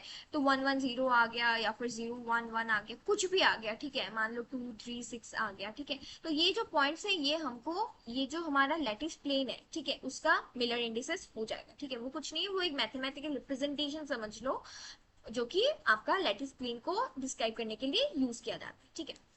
अब मिलर इंडिसेस बहुत ज्यादा इंपॉर्टेंट है, ये एक एग्जांपल से समझते हैं। मान लो कि ये एक मेरा क्या है, लैटिस प्लेन है, कौन सा, ध्यान से देखो, ये जो मेरा आपको एक प्लेन दिख रहा है इधर, ये जो मेरा एक प्लेन दिख रहा है इधर, ये मेरा क्या है, this is a lattice plane, ठीक है। क्यों? क्योंकि ये लैटिस पॉइंट से पास कर रहा है, ठीक है, ओके। अब मेरे को इस प्लेन का क्या निकालना है, मिलर इंडिसेस। कैसे निकालूंगी? सबसे पहला जो मेरा स्टेप होता है वो है मेरे को इंटरसेप्ट निकालना है, ठीक है। तो सबसे पहले मैं क्या निकालूंगी, इंटरसेप्ट, ठीक है। कैसे निकालूंगी, ध्यान से देखो, यहाँ पे मेरा 3 एक्सिस है, आपको दिख रहा होगा, ठीक है, एक्स एक्सिस, वाई एक्सिस और जेड एक्सिस, 3 एक्सिस है, ठीक है। तो अब ध्यान से देखो, एक्स इंटरसेप्ट जब मेरे को निकालना है तो मैं क्या करूंगी, एक्स इंटरसेप्ट का मतलब क्या होता है, हमने पढ़ा था थोड़ी देर पहले, ठीक है। तो जो प्लेन, ये जो प्लेन है वो एक्स एक्सिस को जहां पे कट कर रहा है, कहाँ पे कट कर रहा है, यहाँ पे, ठीक है। तो इस पॉइंट का ओरिजिन से जो डिस्टेंस है यहाँ पे दिख रहा है, ये क्या है, 1 है, ठीक है। तो ये मेरा हो जाएगा एक्स इंटरसेप्ट, ठीक है। अब वाई एक्सिस में सिमिलरली, वाई एक्सिस पे जहाँ पे ये प्लेन कट कर रहा है, कहाँ कट कर रहा है, यहाँ पे, ठीक है। तो ये जो मेरा डिस्टेंस है, ये क्या हो जाएगा, मेरा वाई इंटरसेप्ट, जो कि है 1, ठीक है। एंड जेड इंटरसेप्ट क्या हो जाएगा, सिमिलरली ये पॉइंट जहाँ पे ये जो प्लेन है, जहाँ पे जेड एक्सिस को कट कर रहा है यहाँ पे, तो ये जो मेरा डिस्टेंस हो जाएगा, ये मेरा हो जाएगा जेड इंटरसेप्ट। डन, तीनों इंटरसेप्ट निकाल लिया। अब सेकंड स्टेप क्या होता है, उसका रेसिप्रोकल लेना, ठीक है। मैं इसका रेसिप्रोकल ले लूंगी सारे इंटरसेप्ट्स का, तो 1 का 1 बाय 1 1 बाय 1 1 बाय 1 सबका मैंने उल्टा ले लिया, मतलब रेसिप्रोकल्स ले लिए, ठीक है। अब मैं क्या करूंगी, इसको थर्ड स्टेप में स्मॉलेस्ट रेशियो में कन्वर्ट करूंगी, ठीक है। अब ध्यान से देखो, यहाँ पे इसका स्मॉलेस्ट रेशियो क्या होगा, 1 1 1 ही होगा, ये तो और कटेगा नहीं, पर अगर कटेगा तो उसको मैं स्मॉलेस्ट रेशियो में कन्वर्ट करूंगी। ये 3 स्टेप करके जो मेरा आंसर आएगा वो मेरा आ जाएगा मिलर इंडिसेस, ठीक है। सिंपल एज दैट, ठीक है। अब ये दोनों स्टेप तो कॉमन है, ठीक है। ये दोनों स्टेप के बाद अगर मान लो आपका जो आंसर आया वो फ्रैक्शन में आया, ठीक है, तब आप क्या करोगे, मान लो कि आपका आंसर आया कुछ, मान लो कि आपका आंसर आया कुछ 1/2, ठीक है, 1/3 1, ऐसा अगर फ्रैक्शन में आया तब आप क्या करोगे, तब इसको और तो स्मॉलेस्ट क्या कहते हैं रेशियो में कन्वर्ट नहीं कर सकते, ठीक है। तब आप क्या करोगे, तब आप एलसीएम लोगे, किसका, ठीक है, इस 2 3 का एलसीएम कितना हो जाएगा, 6 हो जाएगा, ठीक है, इसका एलसीएम हो जाएगा 6। अब मैं क्या करूंगी, ये जो 6 है, ठीक है, इस 6 से पूरा जो तीनों मेरा इंटरसेप्ट है उनका मैं मल्टीप्लाई कर दूंगी, ठीक है, 6 से इनको मैं मल्टीप्लाई कर दूंगी। तो मेरा जो अभी आंसर आएगा वो क्या आएगा, देखो 1/2 इंटू 6, ठीक है, फिर आ जाएगा 1/3 इंटू 6, और फिर आ जाएगा 1 इंटू 6, ठीक है। तो मेरा जो आंसर अभी आ जाएगा वो आ जाएगा 3 2 6। अच्छे से समझते हैं। सबसे पहला क्या है, if a plane is parallel to an axis its intercept is infinite. मतलब जैसे एग्जाम्पल सबसे पहला वाला देखो, ठीक है, सबसे पहला वाला जो हमने एग्जाम्पल पढ़ा था, ठीक है, इसमें ध्यान से देखो, इसमें इस वाले प्लेन में अगर मैं देखूं तो मेरा मान लो ये मेरा y एक्सिस है, ये मेरा x एक्सिस है, ये मेरा z एक्सिस है, ठीक है मान लो। अब अगर मैं z इंटरसेप्ट देखूं तो ये प्लेन तो z एक्सिस को तो यहाँ पे कट कर रहा है, मतलब ये इसका इंटरसेप्ट हो जाएगा, डन। पर अगर ध्यान से देखो तो ये y एक्सिस और x एक्सिस को ये प्लेन कहीं कट नहीं कर रहा है। In fact this plane is parallel to the y axis and x axis. अगर y एक्सिस को ही सिर्फ देखो तो y एक्सिस मेरा ये है, ठीक है, तो y एक्सिस और ये जो प्लेन है दोनों पैरेलल है, ठीक है, मतलब ये कभी कट ही नहीं करेगा। तो इसीलिए हम बोलते हैं जो y इंटरसेप्ट है वो कितना होगा, इसका इन्फिनिटी होगा। क्यों? क्योंकि हमको पता है जो पैरेलल प्लेन्स पैरेलल लाइंस होता है वो इन्फिनिटी पे जाके मीट करता है, हम बोलते हैं, क्योंकि दो parallel planes can never meet, right. So ये क्योंकि ये पैरेलल है तो इसका इंटरसेप्ट मैंने ले लिया इन्फिनिटी, ठीक है। सिमिलरली एक्स एक्सिस भी देखो इस प्लेन के पैरेलल है, ठीक है, कहीं पे मीट नहीं करेगा, तो इसीलिए एक्स इंटरसेप्ट इसका भी आ जाएगा कितना, इन्फिनिटी, ठीक है। फिर जब हम इसका रेसिप्रोकल लेंगे 1/इन्फिनिटी कितना आ जाएगा मेरा, 0 आ जाएगा। इस हिसाब से हम लोग फिर प्रोसीड करेंगे, ठीक है। तो फिर इसका मतलब क्या हुआ, इसका मतलब ये हुआ कि अगर कोई प्लेन इस पैरेलल टू एन एक्सिस, कोई भी एक्सिस के पैरेलल है वो वाला प्लेन, लैटिस प्लेन, तो इसका इंटरसेप्ट इन्फिनिटी आएगा, ठीक है। एंड 1/इन्फिनिटी 0 होता है, इसका मतलब उस एक्सिस के लिए जो मिलर इंडेक्स का वैल्यू आएगा वो कितना आएगा, 0 आएगा, ठीक है। ये समझ में आ गया।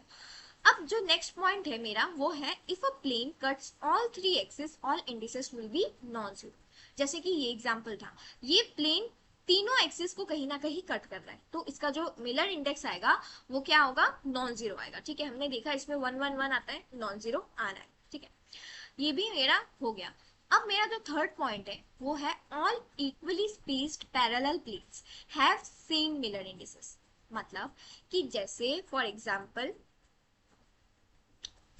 ये वाला प्लेन है, ठीक है, ये वाला प्लेन का पैरेलल एक प्लेन बोलो जो कि इक्वली स्पेस्ड है, इस डिस्टेंस के बाद ये प्लेन आ रहा है जो इस प्लेन के पैरेलल है।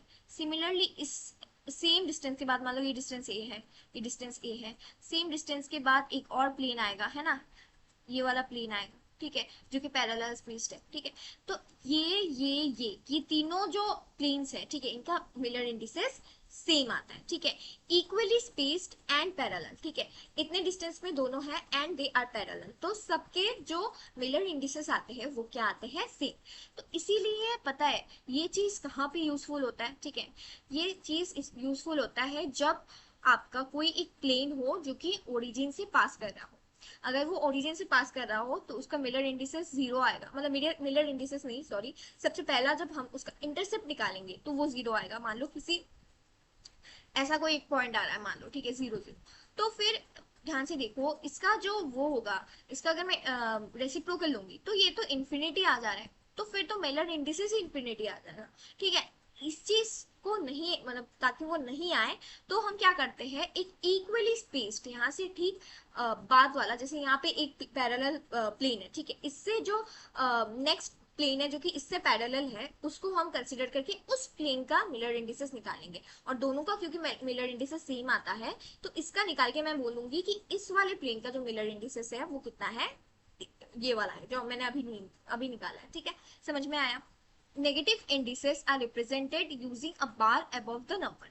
मतलब कि कोई मान लो आपका आ गया -1 0 1, ऐसा कुछ आ गया आपका मिलर इंडिसेस, ठीक है, तो उसको रिप्रेजेंटेशन करने का एक तरीका है, 1 को मैं लिख दूंगी ऐसे बार 0 1, ठीक है, बस -1 को रिप्रेजेंट कर दिया मैंने किससे, 1 बार से, ठीक है, ये बस रिप्रेजेंटेशन है, आपको याद रखना है, ठीक है। आपका अगला टॉपिक आता है दैट इज इंटरप्लेनर स्पेसिंग, ठीक है। इंटरप्लेनर स्पेसिंग का मतलब क्या है समझो, ठीक है, यहाँ पे आपको दो प्लेन्स दिख रहा होगा, ठीक है, दो लैटिस प्लेन्स आपको दिख रहा होगा, ठीक है, ये दोनों पैरेलल है, ये भी दिख रहा होगा, ठीक है। तो ये दोनों प्लेन जो कि पैरेलल है इनके बीच का एक डिस्टेंस होगा, ठीक है, मान लो कि ये कुछ एक डिस्टेंस है, ये कुछ एक डिस्टेंस है d, ठीक है, ये दो पैरेलल प्लेन के बीच का जो डिस्टेंस d है उसको हम लोग बोलते हैं इंटरप्लेनर स्पेसिंग। यही लिखा है, interplanar spacing refers to the distance between parallel planes of atoms in a crystalline material, ठीक है। एंड ऑल्सो जो हमारा इंटरप्लेनर स्पेसिंग है d, इसको हम लोग कुछ ऐसे रिप्रेजेंट करते हैं, ठीक है, एच के मतलब ये प्लेन का मिलर इंडेक्स, ठीक है, जो हमने पढ़ा था बहुत अच्छे से, ठीक है। इसको निकालेंगे कैसे, ठीक है, ये जो डिस्टेंस है हमारा इंटरप्लेनर स्पेसिंग, इसका एक फॉर्मूला होता है, वो निकालने के लिए एक डेरिवेशन होता है। क्या होता है, ध्यान से देखो, हमने क्या किया, हमने एक प्लेन कंसीडर किया, ठीक है, ये मेरा प्लेन है एक पी क्यू आर, ठीक है, ये मेरा एक प्लेन है, आपको दिख रहा होगा, ठीक है। अब मैं क्या करूंगी, कुछ कंसिडरेशंस करूंगी, क्या, यहाँ पे मैं एक पॉइंट लूंगी ऑन द प्लेन, ठीक है, एंड ये जो मेरा ओरिजिन है, ठीक है, ओरिजिन से मैं एक परपेंडिकुलर ड्रॉ करूंगी टू दिस, ठीक है, इसको मान लेते हैं एन, ठीक है, मैंने क्या किया, यहाँ से एक परपेंडिकुलर यहाँ पे ड्रॉ किया। कैसे, मान लो ये मेरा प्लेन है, ठीक है, this is my plane, and ये मेरा जो फिंगर है दिस इज ओ एन, ठीक है, तो मैं, और ये वाला जो जगह है, ये वाला जगह मेरा क्या है, ये वाला जगह दिस इज ओ, तो ओरिजिन से एंड तक मैंने ऐसा एक परपेंडिकुलर ड्रॉ किया, ठीक है, I hope it is clear. So मेरा ओ एन हो गया एक परपेंडिकुलर टू द प्लेन, ठीक है। अब मैं Q N R N and P N को ज्वाइन करूंगी, ठीक है, अभी नहीं कर रही हूँ क्योंकि डायग्राम क्लमजी हो जाएगा, ठीक है, आप समझिए कि मैं इनको मतलब ज्वाइन करूंगी, ठीक है। अब और एक चीज क्या, कि जब मैं मान लो, ठीक है, एक बार मैं ड्रॉ करके दिखाती हूँ, एक बार मैं ड्रॉ करके दिखाती हूँ, मान लो मैं एनपी को ज्वाइन कर रही हूँ, ठीक है, तो जो मेरा ज्वाइन किया, ठीक है, अब ध्यान से देखो, ये जो ओ एन है, ठीक है, ये जो एक्स एक्सिस के साथ एंगल बना रहा है, इसको मैं बोल दूंगी अल्फा। सिमिलरली ये ओ एन जो है, वो जो ओ क्यू मतलब वाई एक्सिस के साथ जो एंगल बना रहा है, इसको बोल दूंगी मैं बीटा, ठीक है, एंड जो मेरा ओ एन है, जो जेड एक्सिस के साथ जो एंगल बना रहा है, इसको मैं बोल दूंगी क्या, गामा, ठीक है। I hope this three angles are very clear, ठीक है।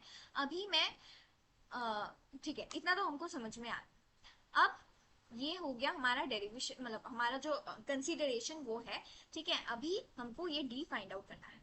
अब डी फाइंड आउट करने के लिए सबसे पहले हम कुछ ट्राइंगल्स लेंगे, ठीक है, ये मेरा एन हो गया, ठीक है, ये मेरा एन। सबसे पहले मैं कंसीडर करती हूँ इस पी को, ठीक है, एंड ऑल्सो मेरे को पता है ये ओ एन जो एक्स एक्सिस के साथ जो एंगल बनाता है वो मेरा अल्फा है।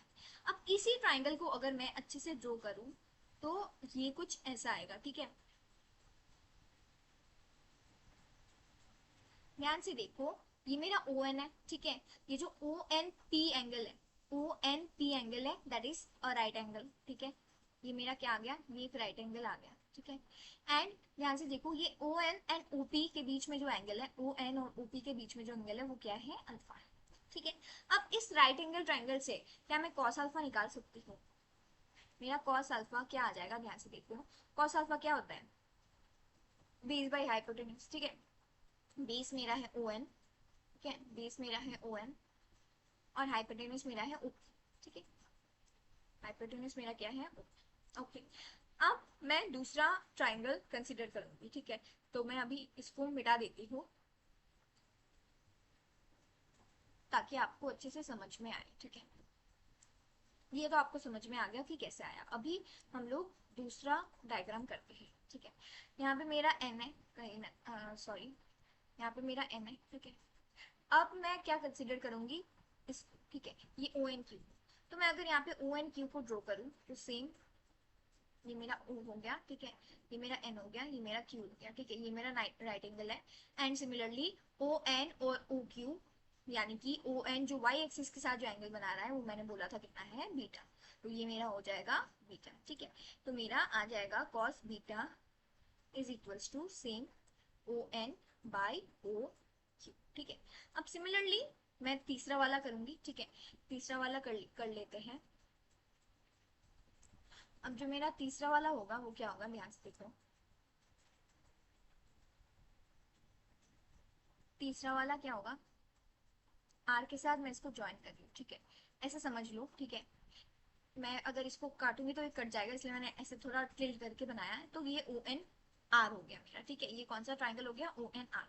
तो बस मैं, और मेरे को पता है जो ओ एन जो जेड एक्सिस के साथ यानी ओ आर के साथ जो एंगल बना रहा है वो कितना है, कॉस गामा, ठीक है, तो मैं यहाँ पे लिख लूंगी, ठीक है, मैं यहाँ पे लिख लूंगी cos gamma is equals to कितना आ जाएगा, ट्राइंगल बना लेते हैं, ठीक है, ये मेरा आ जाएगा O N R and this is my gamma, ठीक है, मेरा आ जाएगा O N by O R, है ना, O N by O R, done, ठीक है। अब मेरे को ये वैल्यूज चाहिए, तो ध्यान से देखो, सबसे पहले तो ध्यान से देखो, यहाँ पे जो हमारा मिलर इंडिसेस है उसको हमने क्या अज्यूम किया था, एच के एल, वो क्या है मेरा एच के एल, और हमको पता है मिलर इंडिसेस क्या होता है, रेसिप्रोकल ऑफ क्या होता है, इंटरसेप्ट होता है ना। ये हमने देखा था, ठीक है।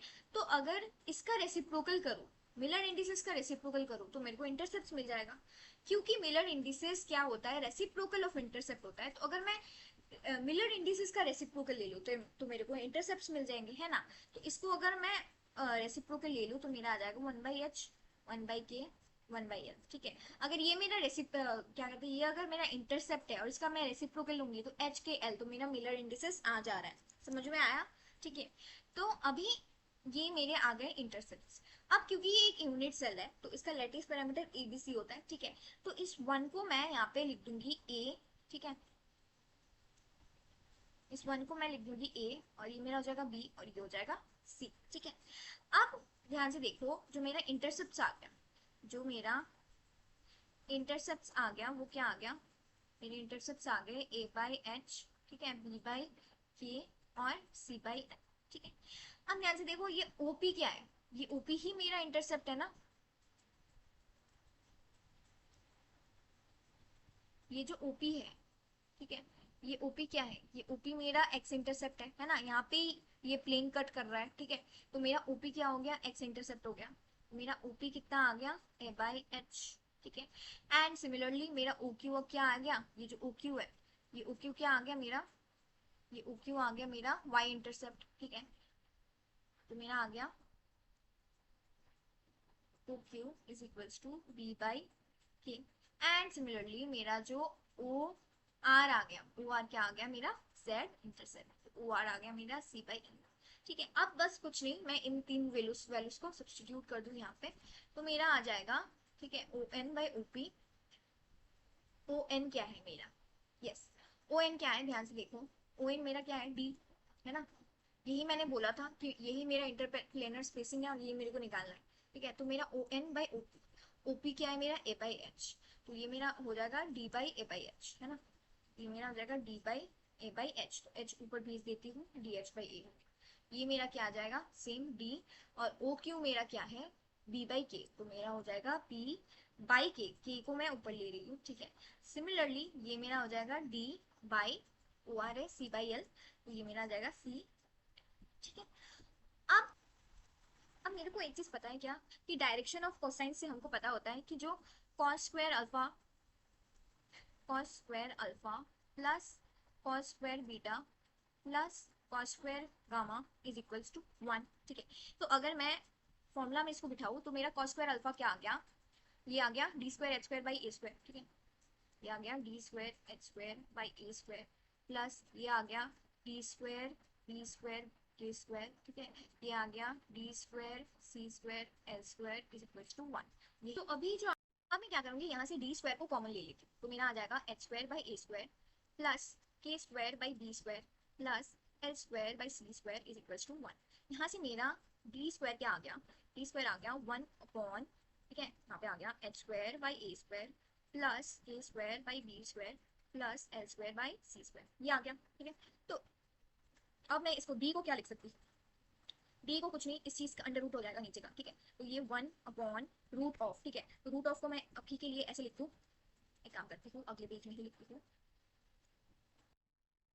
तो मेरा जो d आ गया वो आ गया 1 डिवाइडेड बाई रूट है, तो मैं इसको हाफ कर दूंगी, h²/a² plus k²/b² plus c²/l² to the power half, ठीक है।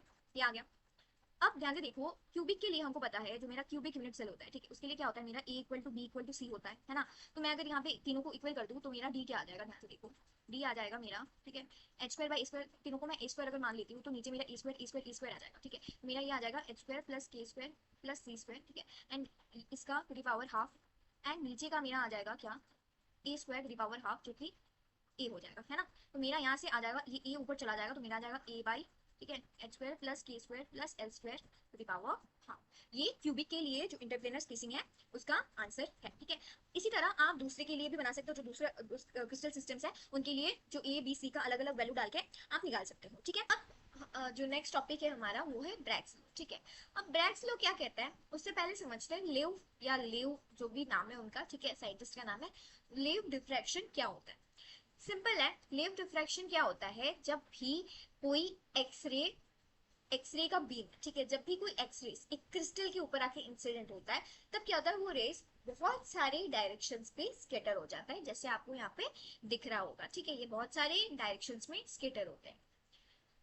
अब इसको, ये जो मैंने यहाँ पे ड्रॉ किया, ये मान लो कोई क्रिस्टलाइन सॉलिड है आपका, ठीक है, यहाँ पे आके जो एक्सरे है वो इंसिडेंट हो रहा है एंड देन वो स्केटर हो जा रहा है, ठीक है, वो रे मान लो कि वो इस डायरेक्शन में स्केटर हो रहा है। तो अब लेओ ने क्या बोला कि ये जो इंसिडेंट एक्सरे है, ठीक है, और ये जो मेरा रेस स्केटर हो रहा है, ठीक है, ये रेस लॉ ऑफ रिफ्लेक्शन को फॉलो करता है, ठीक है, उन्होंने इन दोनों चीज को लिंक कर दिया, ठीक है, इसको लॉ ऑफ रिफ्लेक्शन को उन्होंने ये बोल दिया कि ये जो रेज है ये लॉ ऑफ रिफ्लेक्शन को फॉलो करता है। मतलब कि ये इंसिडेंट रे इधर आ रहा है और ये रिफ्लेक्टेड रे इधर से जा रहा है, उन्होंने इस फिनोमेना के साथ इसको लिंक कर दिया, ठीक है। अब हमको पता है लॉ ऑफ रिफ्लेक्शन में क्या होता है, ये हमारा नॉर्मल होता है ना, एंड ये हमारा एंगल ऑफ इंसिडेंस और ये एंगल ऑफ रिफ्लेक्शन होता है। पर यहाँ पे कुछ दूसरा फैशन इंट्रोड्यूस होता है जो कि होता है आपका फैशन, ठीक है। अब ये स्पेकुलर फैशन क्या होता है, ये स्पेकुलर फैशन क्या होता है, इसमें ये वाला जो एंगल है ये हमारा हो जाता है एंगल ऑफ इंसिडेंस, और ये वाला एंगल जो होता है वो हो जाता है एंगल ऑफ रिफ्लेक्शन। मतलब क्या कि यहाँ पे हम लोग इस वाले फैशन पे हम लोग नॉर्मल के साथ एंगल नहीं लेते, हम जो प्लेन है हमारा उससे लेते हैं, ठीक है। अब समझो ऑल्सो एक इंपॉर्टेंट चीज क्या है, मैंने यहाँ पे एक वर्ड मेंशन किया प्लेन, ठीक है, उन्होंने ये कंसिडर किया कि ये जो एटम्स है, ठीक है, ये लैटिस पॉइंट्स पे क्या होंगे, एटम्स होंगे, ठीक है, ये जो एटम्स है, ठीक है, वो सारे मान लो ये सारे एटम्स है, वो एटम्स कहाँ पे लाई कर रहे हैं, ये एक प्लेन पे लाई कर रहा है, ठीक है। ये कौन सा प्लेन है जो हमने बोला था हमारा लैटिस प्लेन है, वो प्लेन, ठीक है, ये एक प्लेन पे लाई कर रहा होगा, ठीक है। तो ये प्लेन से अगर मैं उस रे का एंगल लूंगी तो इसको मैं मेरा एंगल ऑफ इंसिडेंस बोलूंगी इन दिस केस, ठीक है, ये मेरा हो जाएगा एंगल ऑफ रिफ्लेक्शन। अब आप बोल सकते हो कि अगर जैसे कि मैंने बोला कि एक्सरेज आते हैं और वो बहुत सारे डायरेक्शंस पे स्केटर होता है, ठीक है, जरूरी नहीं है कि वो एक ही एंगल में स्केटर हो। मान लो कि वो ऐसे आया और इस डायरेक्शन में वो स्केटर हो गया, ठीक है, तब तो एंगल ऑफ रिफ्लेक्शन, क्या कहते हैं आपको, एंगल ऑफ रिफ्लेक्शन और एंगल ऑफ इंसिडेंस सेम नहीं हो रहा है। इस केस में क्या कर सकते हैं हम, इस केस में हम हमारे प्लेन को शिफ्ट भी कर सकते हैं। मान लो ये हमारा अभी हमने प्लेन कंसीडर किया, हम इसी प्लेन को ऐसा भी कंसीडर कर सकते हैं, ठीक है, हम प्लेन को शिफ्ट कर सकते हैं, ठीक है, यही समझाया हमारा जो एक्सरे डिफ्रैक्शन है उसमें, ठीक है। इससे क्या होता है, इससे हमारा क्या निकलता है, ब्रैग्स का एक लॉ निकलता है। कैसे, समझो इस चीज को, ठीक है, ये मेरा इंसिडेंट एक्सरे है, ठीक है, और एक्सरे मेरा वेव है, ठीक है। अब क्या होगा, ये इधर से स्केटर हो जाएगा, ठीक है, ये स्केटर जब होगा, क्योंकि ये एक वेव नेचर शो करता है हमारा एक्सरे, तो क्या होगा, ये कहीं ना कहीं जाके, इसमें देखो, ये कहीं ना कहीं जाके क्या करेगा, कहीं ना कहीं पे जाके ये इंटरफेरेंस शो करेगा, है ना, कहीं ना कहीं जाके ये इंटरफेयर करेगा। अगर वो कंस्ट्रक्टिव इंटरफेरेंस हुआ तो कोई ब्राइट स्पॉट दिखेगा, और अगर वो डिस्ट्रक्टिव इंटरफेरेंस हुआ तो कोई डार्क स्पॉट दिखेगा, ठीक है, ये चीज होगा। तो अभी ये कंस्ट्रक्टिव और डिस्ट्रक्टिव इंटरफेरेंस का जो कंडीशन है वो हमारे ब्रैग्स लॉ से आता है, ठीक है। ये जो कंडीशन आपको दिख रहा है, this is the condition for constructive interference, ठीक है। अब हमारा जो टास्क है ये है कि इस वाले ब्रैग्स लॉ को डिराइव करना, ठीक है। इसका डेरिवेशन हम कैसे करेंगे, ठीक है, ध्यान से देखते हैं। ये हमारा फिगर है, ठीक है, इसमें समझो, इसमें मैंने एक इंसिडेंट रे लिया, इंसिडेंट मेरा एक्स रे आया जो कि स्कैटर हो गया इस तरीके से, ठीक है। तो मेरा यहाँ पे क्या हो गया, क्योंकि ये लॉ ऑफ रिफ्लेक्शन फॉलो करता है, तो ये मेरा इंसिडेंट रे हो गया, ये मेरा रिफ्लेक्टेड रे हो गया, ठीक है, ये हो गया। अब दूसरा क्या होगा कि कुछ पार्ट यहाँ पे रिफ्लेक्ट हो जाएगा, कुछ पार्ट ट्रांसमिट हो जाएगा, ठीक है, ये ट्रांसमिट होके आया, दूसरे एटम से टकराया, टकरा के ये फिर से रिफ्लेक्ट हो गया, ठीक है। तो ये मेरा एक पाथ है एंड ये मेरा दूसरा पाथ है, ठीक है, समझ में आ गया। अब ये मेरा एक प्लेन है, जैसे कि मैंने बोला था, ये एटम्स को कंसीडर करके मैं एक प्लेन बनाऊंगी, एंड ये मेरा दूसरा प्लेन है, ठीक है, मैंने दो ही कंसीडर किया है अभी, ठीक है। तो मेरे को पता है कि दो पैरेलल, ये प्लेन्स पैरेलल है ना, ये दोनों पैरेलल प्लेन्स के बीच का जो डिस्टेंस होता है वो क्या होता है, हमारा डी होता है, इंटरप्लेनर स्पेसिंग, ठीक है। तो इसको मैंने डी लिख दिया, और अगर ये डी है तो ये डिस्टेंस क्या हो जाएगा, मेरा डी हो जाएगा, ठीक है। अब मैं सबसे पहले क्या निकालूंगी, अब मैं सबसे पहले निकालूंगी पाथ डिफरेंस, ठीक है। मेरा पाथ डिफरेंस क्या आ जाएगा, ध्यान से देखो, मेरे को निकालना क्या है, मेरे को निकालना है अपना ब्रैग्स लो, ठीक है, मेरे को निकालना है ब्रैग्स लो। अब ब्रैग्स लो निकालने के लिए मैं इतना कुछ कर रही हूँ, और ब्रैग्स लो क्या है, वो कंस्ट्रक्टिव इंटरफेरेंस का कंडीशन बताता है। तो इसीलिए मैं यहाँ पे आई हूँ पाथ डिफरेंस पे। तो मेरा पाथ डिफरेंस क्या है, ध्यान से देखो, ये मेरा पहला पाथ है, ठीक है, जो कि छोटा है, एंड ये मेरा दूसरा पाथ है जो कि बड़ा है। तो बड़े में से मैं छोटे को माइनस कर दूंगी, ठीक है। बड़ा क्या है मेरा, मान लो ये पॉइंट मेरा बी है, ठीक है, तो मेरा बड़ा वाला क्या आ जाएगा, A B plus B C, ठीक है। देखो ध्यान से, A B plus B C, ये मेरा बड़ा पाथ आ गया, माइनस दिस पाथ जो कि मेरा है माइनस ए डी, ठीक है। ये हो गया, ये क्लियर हुआ। ध्यान से देखो, मेरा दो पाथ है, this is my path one and this is my path two. ये बड़ा है तो मैं बड़ा में से छोटे को माइनस करूंगी, क्योंकि मेरे को पाथ का डिफरेंस चाहिए। तो बड़ा मेरा हो जाएगा A B plus B C and छोटा मेरा हो जाएगा ए, ठीक है। तो मैंने क्या किया, इस पाथ को इस पाथ से माइनस कर दिया, तो मेरे को पाथ का जो डिफरेंस है वो मिल गया। अब हमको पता है, अगर कंस्ट्रक्टिव इंटरफेरेंस होता है, जो पाथ, अगर कंस्ट्रक्टिव इंटरफेरेंस होता है तो जो पाथ डिफरेंस होता है वो कितना होता है, वो होता है n लैम्डा, ठीक है। अब मैं क्या करूंगी, मेरे को बस ये चीज पहले निकालना है, ये पाथ डिफरेंस। उसके लिए मेरे को ए बी बी सी और ए डी, ये तीन चीजें चाहिए, ठीक है। तो ये तीन चीजें निकालने के लिए मैं क्या करती हूँ, देखो ध्यान से, ये मेरा थीटा है, ठीक है, ये मेरा इंसिडेंट एंगल है, ठीक है, ये मेरा रिफ्लेक्टेड रे है, तो ये भी मेरा थीटा हो जाएगा, है ना। ये मेरा क्या हो जाएगा, ये मेरा थीटा हो जाएगा, ये भी मेरा थीटा हो जाएगा, ठीक है। अब ध्यान से देखो, ये भी एक रे है जो कि रिफ्लेक्ट हो रहा है, तो अगर ये थीटा है, ये इंसिडेंट रे ये थीटा है, तो ये भी थीटा हो जाएगा, ठीक है। ये मेरा थीटा हो गया, ये थीटा हो गया, तो फिर मेरा ये भी थीटा हो जाएगा, है ना। ये अगर थीटा है तो ये भी मेरा थीटा हो जाएगा। समझ में आ गया, ठीक है। अब ध्यान से देखो, ये तो मैंने थीटा का वैल्यू डाल दिया एंगल्स का, ठीक है। अब सबसे पहले मैं क्या करूंगी, मेरे को निकालना है ए बी, तो मैं ये वाला ट्राइंगल कंसिडर करूंगी जो कि है मेरा ए ओ बी, ठीक है। इसको मैंने ओ मान लिया, तो मेरा हो गया ट्राइंगल ए ओ बी, ठीक है। अब ट्राइंगल ए ओ बी में ध्यान से देखो, यहाँ से अगर मैं साइन थीटा निकालू, ठीक है, तो मेरा साइन थीटा क्या आ जाएगा, ध्यान से देखो, साइन थीटा मेरा आ जाएगा, क्या होता है ये, परपेंडिकुलर अपॉन हाइपोटेन्यूज। परपेंडिकुलर क्या है, ओ बी जो कि है डी, तो मेरा ये आ जाएगा डी, और नीचे हो जाएगा मेरा ए बी, ठीक है। तो यहाँ से मेरा ए बी क्या आ गया, देखो ए बी आ गया D by sine theta, D by sine theta, okay. अब मैं दूसरा ट्राइंगल जाऊंगी जो कि है मेरा बी ओ सी, ठीक है, ये वाला, क्योंकि मेरे को बी सी निकालना है। तो यहाँ से अगर मैं साइन थीटा लिखूंगी, तो मेरा साइन थीटा आ जाएगा क्या, ध्यान से देखो, O B upon B C, ठीक है। तो मेरा हो जाएगा ओ बी क्या है, D and upon B C. तो यहाँ से मेरा बी सी क्या आ गया, डी बाई साइन थीटा, ठीक है, ये आ गया। अब एडी और बीसी मेरा आ गया, ठीक है। अब मेरे को एडी निकालना है, एडी निकालने के लिए मैं ए डी सी वाले ट्राइंगल में जाऊंगी, ठीक है। मेरा जो ट्राइंगल है क्या है, ट्राइंगल ए डी सी, इस ट्राइंगल में जाऊंगी, ठीक है। अब ध्यान से देखो, ये ट्राइंगल जो ए डी सी है, इसको मैं अगर अच्छे से थोड़ा ड्रॉ करूँ, ठीक है, ये कुछ ऐसा है, ठीक है। यहाँ पे मेरा डी हो गया, ठीक है, ये मेरा ए सी, ठीक है। ध्यान से देखो, ए डी और ए सी के बीच का एंगल मेरा क्या था, थीटा था, ठीक है। तो ए डी और ए सी का बीच का एंगल मेरा थीटा है, ठीक है। अब यहाँ से क्योंकि मेरे को ए डी चाहिए, ठीक है, तो मैं यहाँ पे निकालूंगी कॉस थीटा, ठीक है। मैं साइन थीटा क्यों नहीं निकाल रही, क्योंकि मेरे को ए डी चाहिए यहाँ पे, ठीक है, सी डी नहीं। तो ए डी चाहिए, तो मैं यहाँ पे लिख दूंगी ए डी अपॉन ये हाइपोटेन्यूज ए सी, ठीक है। तो यहाँ से मेरा ए सी क्या आ गया, ध्यान से देखो, ए सी इनफैक्ट यहाँ से मेरे को ए डी चाहिए, तो मैं ए डी लिख लेती हूँ। मेरा ए डी आ गया ए सी कॉस थीटा, ठीक है। मेरा ए डी क्या आ गया, ए सी कॉस थीटा। अब मेरे को ए डी निकालने के लिए ए सी चाहिए, ए सी निकालने के लिए मैं फिर से जाऊंगी ट्राइंगल ए ओ बी में, ठीक है, ये मेरा बी था, ट्राइंगल ए ओ बी में जाऊंगी। तो मेरा जो ट्राइंगल ए ओ बी है, इसमें अगर ध्यान से देखो, ए ओ बी है, ए ओ बी में ध्यान से देखो, इस वाले ट्राइंगल में मैं अभी निकालूंगी कॉस थीटा। तो मेरा कॉस थीटा क्या आएगा, ध्यान से देखो, कॉस थीटा मेरा आएगा ओ ए अपॉन ए बी, है ना। कॉस थीटा, ये मेरा थीटा है, ये एंगल क्या है, ये थीटा है, तो मेरा आ जाएगा ओ ए अपॉन ए बी, ये मेरा आ गया ओ ए अपॉन ए बी। तो अब मैं कॉस थीटा क्यों निकाल रही हूँ, क्योंकि मेरे को ओ ए चाहिए, क्योंकि मेरे को पता है जो ये ओ ए है, ध्यान से देखो, ये जो मेरा ओ ए है, ठीक है। What is this?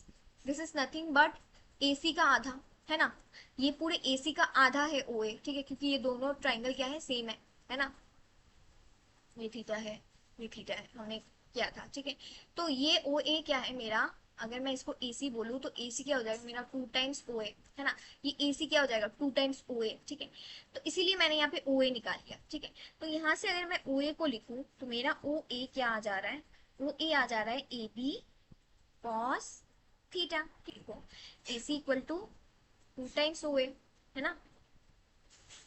तो मेरा OA क्या आ जाएगा, ध्यान से देखो, OA आ जाएगा AB cos थीटा, क्या आ जाएगा, AB cos थीटा। अब ध्यान से देखो मेरा AB क्या है, मेरा AB क्या है, मेरा AB है D बाई साइन थीटा, है ना। तो मैं यहाँ पे लिखूंगी D by sine theta into cos theta. अब मेरे को तो AC नहीं निकाला, मेरे को क्या निकालना है, मेरे को निकालना है AD, एंड AD क्या है, AD है मेरा AC cos थीटा। तो मैं लिखूंगी मेरा AD क्या है, मेरा AD है AC cos थीटा, ठीक है। तो मेरा यहाँ से AC का वैल्यू मैं पुट करती हूँ तो मेरा आ जाएगा यहाँ से 2t,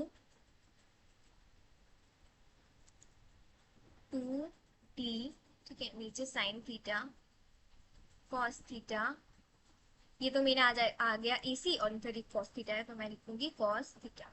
तो यहाँ से देखो मेरा क्या आ गया, मेरा आ गया 2D बाई साइन थीटा, तो नीचे चला गया, ये आ गया मेरा कॉस स्क्वायर, ये मेरा आ गया 8।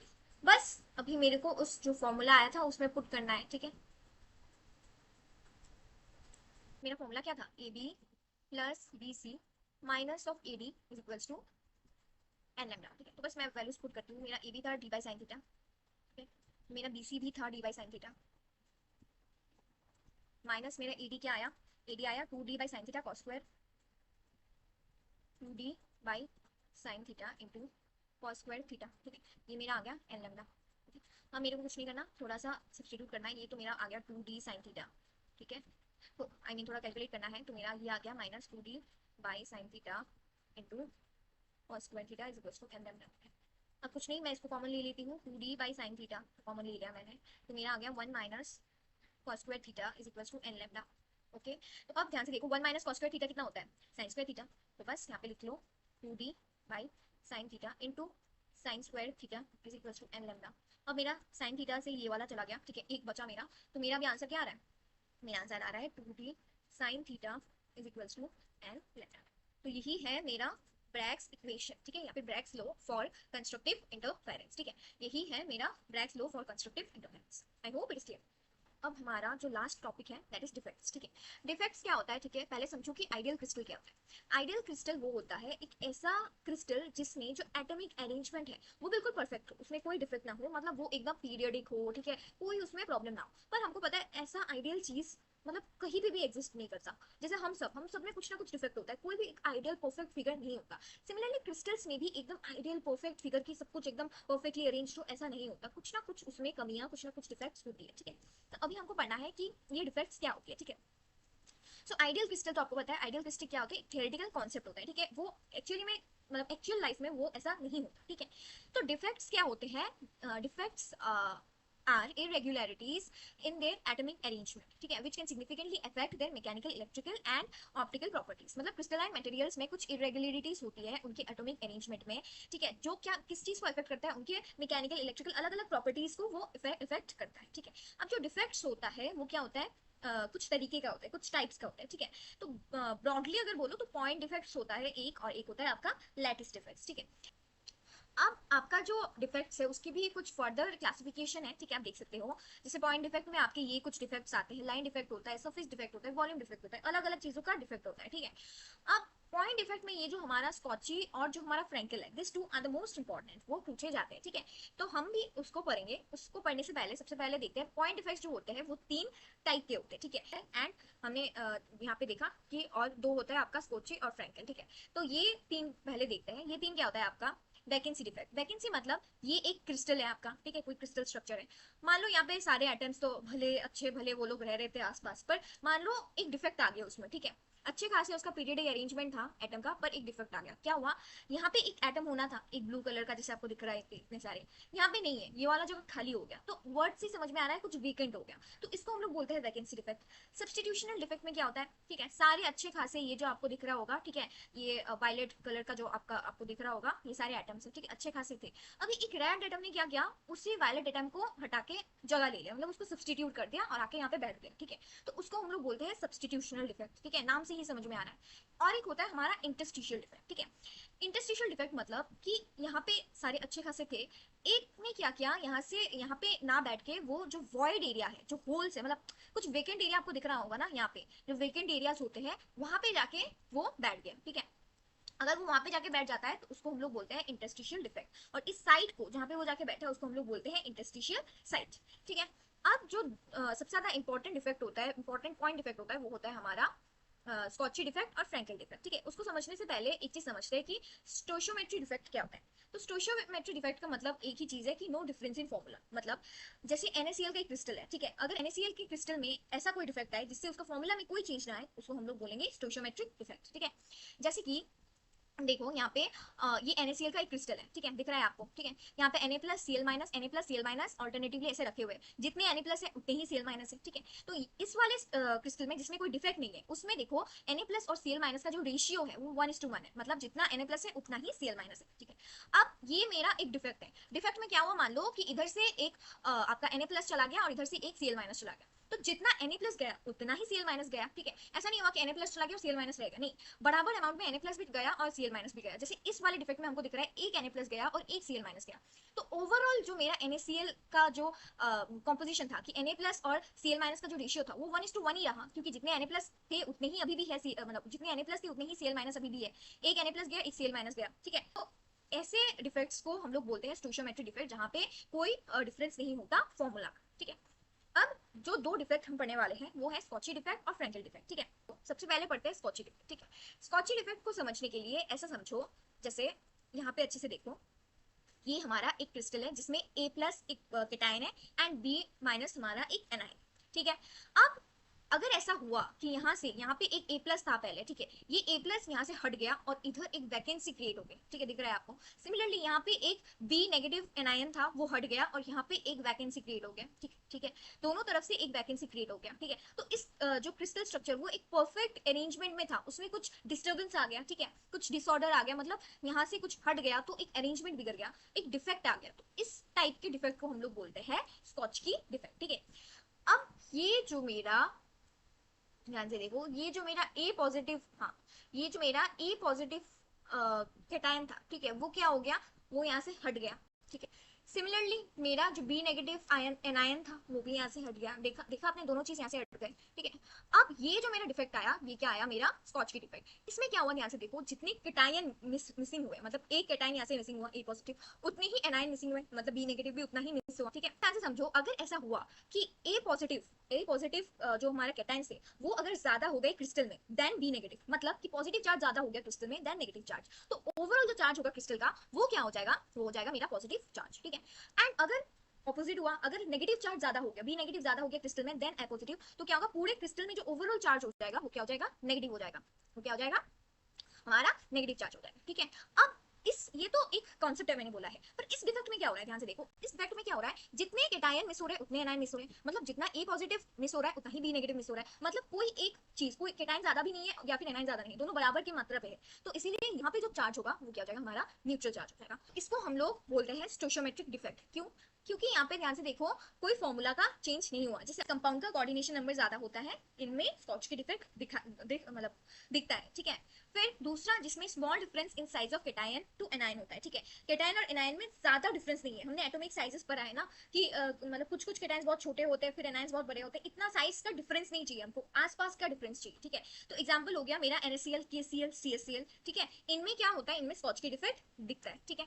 अब देखो, हमको पता है डेंसिटी क्या होता है, मास बाय वॉल्यूम होता है, ठीक है, हमको पता है डेंसिटी मास बाय वॉल्यूम होता है, ओके। अब यहाँ पे ध्यान से देखो, ओवरऑल पहले क्या था, पहले यहाँ पे भी ए पॉजिटिव था B- था, सब भरा पूरा था, अब कुछ गायब हो गया, इसका मतलब क्या है, इसमें मास डिक्रीज हो गया, अभी ओवरऑल क्रिस्टल में मास डिक्रीज हो गया ना, कुछ गायब हो गया यहाँ से, पहले ये दोनों चीज था अभी नहीं है, तो मास यहाँ पे डिक्रीज हो गया।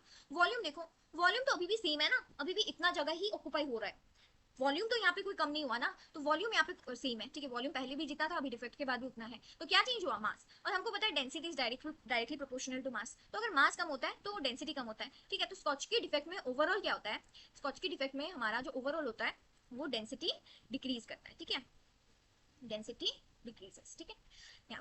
यहाँ पे आपको दिख रहा होगा, ये यहाँ पे एक ए पॉजिटिव पहले था, ठीक है, यहाँ पे क्या था, एक ए पॉजिटिव था, ये ए पॉजिटिव भाग के अचानक से उसका मूड हुआ और वो यहाँ पे चला गया, मतलब कोई एक मतलब जो वॉइड एरिया है ना अंदर का, जो इंटरस्टिशियल साइट मैंने बोला था, वहां पे जाके वो बैठ गया, ठीक है। अचानक से उसको गुस्सा आ गया, भाई मैं तो नहीं रह रहा तुम्हारे साथ, मेरे को कुछ तबाही मचाना है, मैं चला जाता हूँ। इसने क्या किया, ये ए पॉजिटिव ने पूरे क्रिस्टल में एक डिफेक्ट पैदा कर दिया, एक मतलब जो इतना अच्छा अरेंजमेंट था सब कुछ उसने बिगाड़ दिया, ठीक है। तो अभी ये ए पॉजिटिव क्योंकि इधर चला गया तो यहाँ पे एक वैकेंसी क्रिएट हो गई, ठीक है।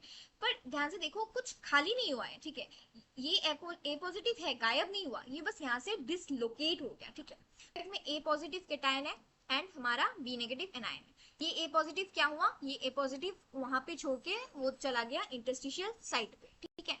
अब ये वाला जो जगह है जो यहाँ पे मार्क किया हुआ है वो मेरा इंटरस्टिशियल साइट है, ठीक है। एंड ये मेरा ए पॉजिटिव कैटायन है जो कि इंटरस्टिशियल साइट पे जाके बैठ गया, ठीक है। तो इसको हम लोग बोलते हैं आपका फ्रैंकल डिफेक्ट, ठीक है, ठीक है।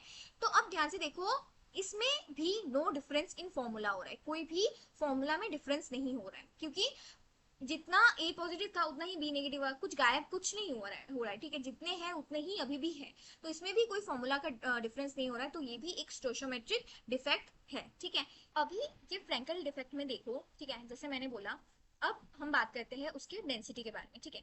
अब डेंसिटी में क्या होगा, ध्यान से देखो, डेंसिटी में डेंसिटी क्या होता है, मास बाय वॉल्यूम। अब जितने एनायंस थे उतने ही केटायन है, कुछ भी तो चेंज नहीं, मतलब कुछ भी गायब तो नहीं हुआ यहाँ से, जैसे स्कॉटकी में हुआ था, ठीक है। ये तो बस डिसलोकेट हो गया यहाँ से, ठीक है। तो इसका मतलब इसका मास भी सेम है, ठीक है, इसका वॉल्यूम भी सेम रहेगा, तो जो डेंसिटी है उसमें कोई इम्पैक्ट नहीं आने वाला in case of Frenkel defect. तो मैंने अभी समझाया है वही उनका कुछ डिफरेंसेस है, अगर आपने समझ लिया तो ये आप खुद भी लिख सकते हो आराम से, ठीक है। तो आई होप आपको सब कुछ अच्छे से समझ में आया होगा and you have enjoyed the lecture. Thank you so much for watching. ओ एन और जो मेरा एन पी है